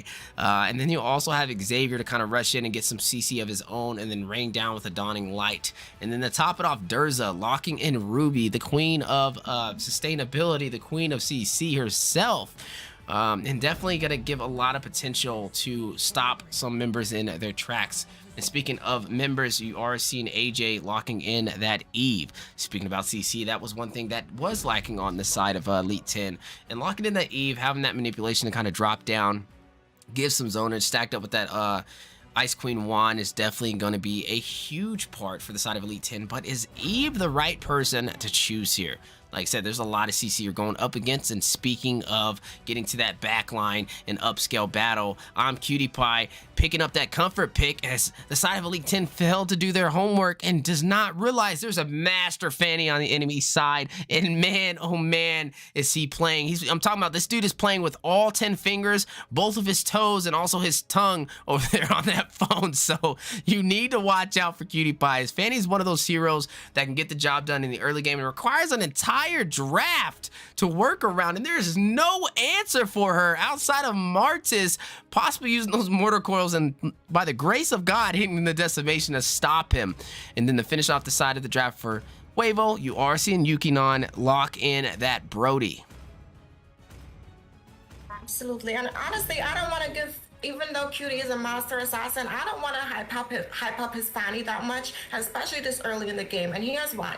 Because the last time I've seen Cutie Pie on this Fanny, his biggest enemy was, and the enemies picked Kufra to counter the Fanny pick, right? But that wasn't his counter. His counter was his lack of sustaining and controlling that energy. So you can't try to come to a 7-hour shift on 0 sleep, okay? So I'm not gonna hype up that Fanny, but what I am gonna hype up is Heavenly Blade on this Clint. It's a very good pick into Yukinon on this Brody. Definitely gonna balance out that laning phase potential. Speaking of phases and potential, I'm not sure who they're gonna slot in the EXP lane on the side of Huevo. I'm not sure if it's gonna be Ruby or Saber, because we do know both of them at the rate that Huevo is going can be flexed in the EXP lane or roam only for a team like Huevo.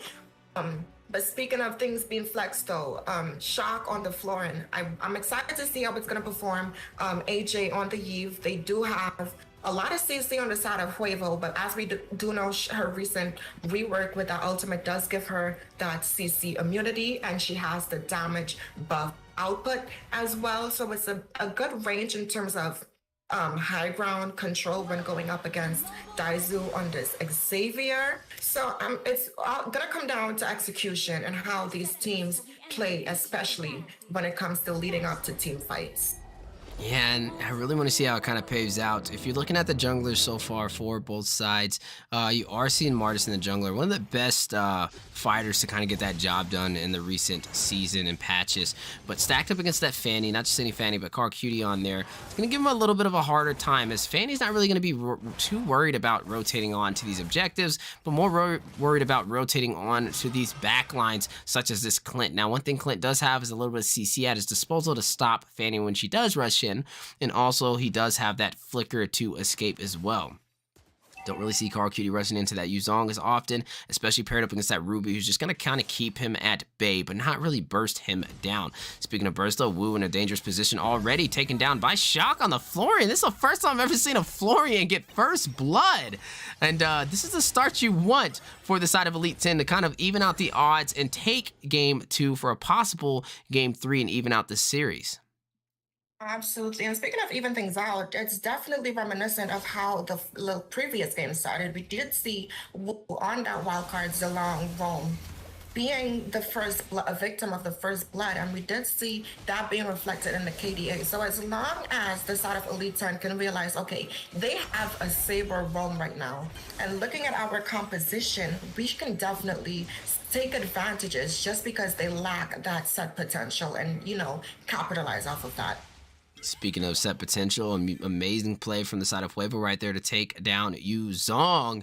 Definitely need to be a little bit more careful. And this is where we said a lot of CC at their disposal. You have Saber, you have Xavier as well. And then you have Fanny to rush in and get that kill with somebody stuck in their tracks. Not too hard for Carl Cutie to rush in and get that cutthroat on that Master Assassin. But speaking of objectives, you are seeing Elite 10 waste no time, pulling the aggro of the turtle, but a response into the gold lane as looks like the side of Huevo is focused on taking out Heaven Blade, and a Dawning Light is going to go ahead and secure that kill. Not just a Dawning Light, but across the map by Daizu. And now that they lost the turtle, they were able to kill the marksman and strip some gold. But the question is, was that the right trade? But Huevo still leading up by 700 gold.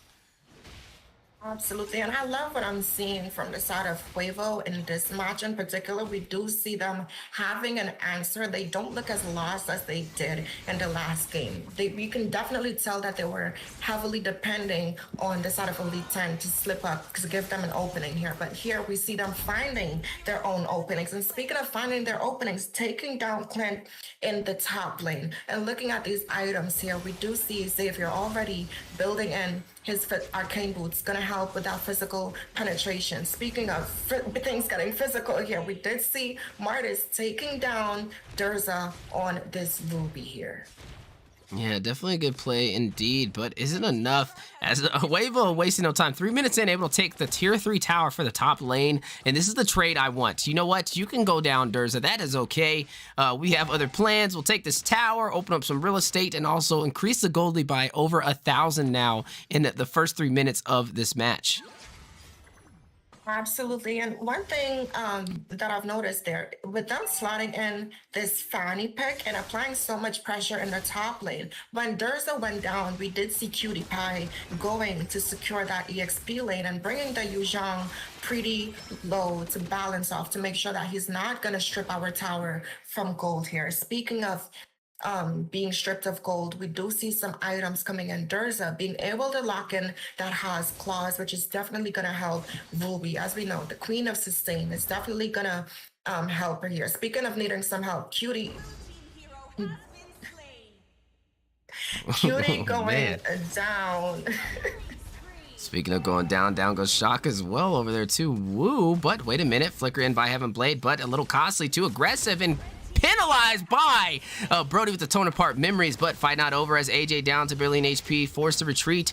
Looks like Faith rushing in, trying to get that decimation off, but hit by the triple sweep over there by Wu on the Saber. Down he goes, and this is that over-aggressive play style that you have to watch out for, especially in the early game with a team like Huevo, who you give an inch and they take a mile. But speaking of a mile, a Russian, a beautiful bush play over there by Yuzong. Takes one, but does he take two? Yes, he does! Actually, Shock able to steal that, a little bit of a kill still at its finest.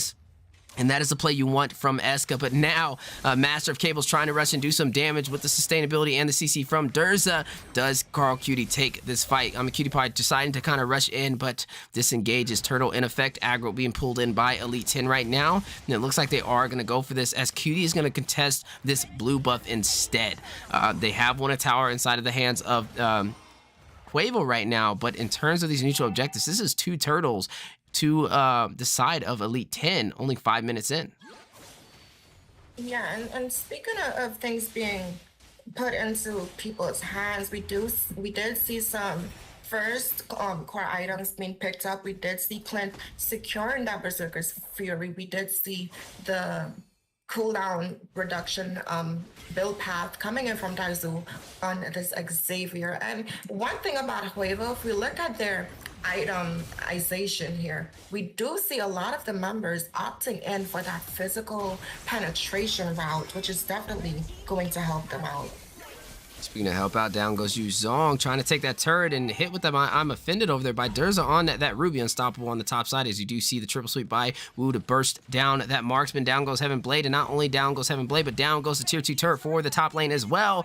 And now this is going to put Brody online by a mile. And looking at the gold up by 5,000, Clint only having 3,000. He already has a Blade of Despair, the most expensive physical damage item a marksman can get. And in the hands of Yukinon already, this is going to make their marksman very scary to deal with. But speaking of things to deal with, down goes the manipulation, trying to burst down these minions in the mid lane, as you do see the heavy pressure of the 4-man stack of Huevo trying to take it down, but not able to close in. Looking at the class though, you do see Eska with a little bit of pill, a little bit of zonage and vision for the side of Huevo.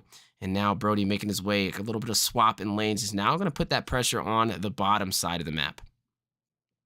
Absolutely. And speaking of pressure, I love that I'm seeing the side of Huevo using their composition towards the advantage. Speaking of composition being used. Manipulation going down by AJ, able to get that kill onto Daizu, taking out the mage. Faith getting the decimation, takes down Durza. Black Dragon connecting, going down, and now Elite 10 kind of making things work in their favor. Turtle has spawned in, but on the bottom side, a direct response as a triple sweep again is going to go ahead and find Heaven Blade, the marksman for the side of Elite 10, having a hard time getting online now. 0, 5, and 1 compared to Yukinon 1, 1, and 5. And secret weapons right now for the side of Huevo is definitely Wu. Like we said, a lot of CC at their disposal, rushing in with that triple sweep, getting to that back line, has been focusing this marksman the entire game, and we need to see more protection, even from Shock, who is running that support. That Florian is not really the best in terms of keeping that Saber away, but maybe needing to play a little bit safer on Heaven's Blade. Maybe the plan is the later he takes to get online, the longer it's going to take for Elite 10 to have an easier time on these 5v5 classes, as Brody is just revving up right now in terms of gold. Absolutely.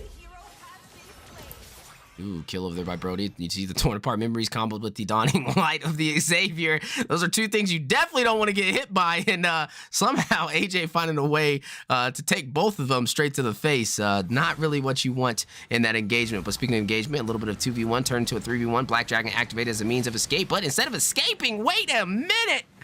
It looks like he is going to continue to go back in as Huevo decides to disengage, maybe thinking that Eska was going to go back into the base, but no, he kind of stands his ground. Speaking of ground being standing down, you do see Shock and Heaven Blade able to make the most of the separation. Is going to go ahead and take that tower on the bottom side. Absolutely. Speaking of things being taken, we do see Cutie Pie locking in that Malefic Roar, which is definitely going to help that damage output. Speaking of damage being output here, we do see Yukinon having that Blade of Despair, and we're only 9 minutes into the game. Definitely online 2, 1, and 5 in terms of KDA. Speaking of things being online, Ruby, that sustain is definitely present right now, and we see that with the Oracle as well as the Heart's Claws. Things looking on the side of Elite 10, though, to give some focus, they have the utility coming in from the Eve with the Ice Queen wand. We have the damage, a little bit more damage coming in from Clint, even though he's a little bit behind. But what they have to try to do right now, they are picking up the items. What they have to do, though, to back up these items that they are being picked up right now, protect Heavenly Blade right now. We do know that he's a target when it comes to the side of Huevo right now, and rightfully so, because he is one of the Elite's 10 winning factors right now. Yeah, speaking of factors, a lot of CC on the way, 20-part memories connecting, but not doing any damage. Just Florian able to kind of heal up the whole team, negating that ultimate for Brody. But speaking of objectives, Yukidon taking down that turtle objective into the hands of Huevo right now, and they are on fire. Definitely leading the way in this early game and possibly trying to take the finish. A little bit of background noise. Oh, there we go. Remy got a lot of feedback. Oh my God, I'm sorry. You good. But like you said, the way this is going right now, Huevo kind of leading the fight and possibly taking this win as Lord is pushing his way up the top side. Not Luminous Lord, though, which is a little bit of a reassurance for the side of Elite 10. And the question is, how do they respond? A little over-aggressive play by Huevo, maybe costing Carl Cutie rushing in. Master Cable at his finest, not able to find a path into the back line and using a lot of energy in that process. But speaking of processes, things working into the hands of Huevo. Yukinon wasting no time. He's going to go ahead and take that tier 2 tower on the bottom side. Cutie Pie getting kind of picked off out of place, falls down, and that is the jungler out for the side of Huevo, evening out the scoreboard now, as you are seeing 5-4 right now for the side of, oh, wait a minute, no, 3-5 right now. Oh my goodness, the number just keeps getting lower and lower, 2-5 right now. That's Cutie, Yukinon, and Wu fall in this clash and gain nothing out of the trade as Lord quickly gets bursted down from Elite 10. And this is exactly what they needed to make this match work in their favor. And now they gotta kind of push up these lanes, take some turrets, as Huevo only lost a tier 3 tower on the bottom side. Looking at Carl Cutie, 0, 2, and 4. Needs to get online as well. Needs to get some kind of pick off for the team. But one thing I will say that very respectable is the synergy, right? A little bit of a look at a play for this mid lane push over there by Carl Cutie and his team. They have a lot of CC for the side of Huevo, and they kind of rushed in and got Saber to proc that triple sweep. And as soon as he got that triple sweep, they were able to get to take out Clint and also take out that tower. As you kind of see here, the just beautiful combination of synergy. They want to cut me off last second, but that's what you have to do, right? Even though Carl Cutie's not getting the kills, he is getting the opportunity provided for his team to take these towers. So objectives, though, Yukinon taking a turret in the mid lane while the clash is going in on the top side. Faith getting a decimation off onto Wu, and now going in for more as he's chasing down Daizu on this Xavier, not able to escape, and down goes the decimation into the back of Xavier. Down goes Daizu, and also the tier 3 tower for the top side. And now Carl Cutie in with these cables on 1v4 situation, now turning into a 3v4 situation as Yukinon joining the fight. 20-part memories connecting, but a little too early, not able to hit the mark, but gonna go ahead and make God's work of Faith. Down goes Martis. You see Durza getting killed onto Yuzong. Manipulation going down by E, but quickly canceled over there by Durza. Yukinon on fire already, taking down that mage. Down goes Eva. Triple kill over there by Yukinon, and now gonna get a possible maniac, ladies and gentlemen. He has done it, the battle twin over there on Brody with the maniac on the top lane. How impressive indeed. And first we thought we were gonna see a turnaround from the side of Elite 10, but wait a minute, a Uno card reverse sweep into the hands of Huevo, and now crashing into the inhibitor for the top and also the mid lane, and now into the Nexus. Black Dragon activated, but not able to drop in time. And ladies and gentlemen, Huevo has done it again. They take game 2, and they also take the series. Victory! Absolutely, and that's what I love to see. Whoa. See, this is what I like. You know, when you're gonna dynamic draft like this, you must have an answer. You must be picking and slotting these heroes with a purpose in mind, and we definitely saw a lot of purpose in this match. Daizu with this beautiful dawning lights paired with the item combination with the lightning truncheon and clock of destiny. Durza coming in strong with the sustainability and CC from that ruby, especially with that Haas claws and oracle being picked up. Looking at Yuki, though, on this Brody, we do see him locking in that fleeting time, which we all know reduces the time from an ultimate.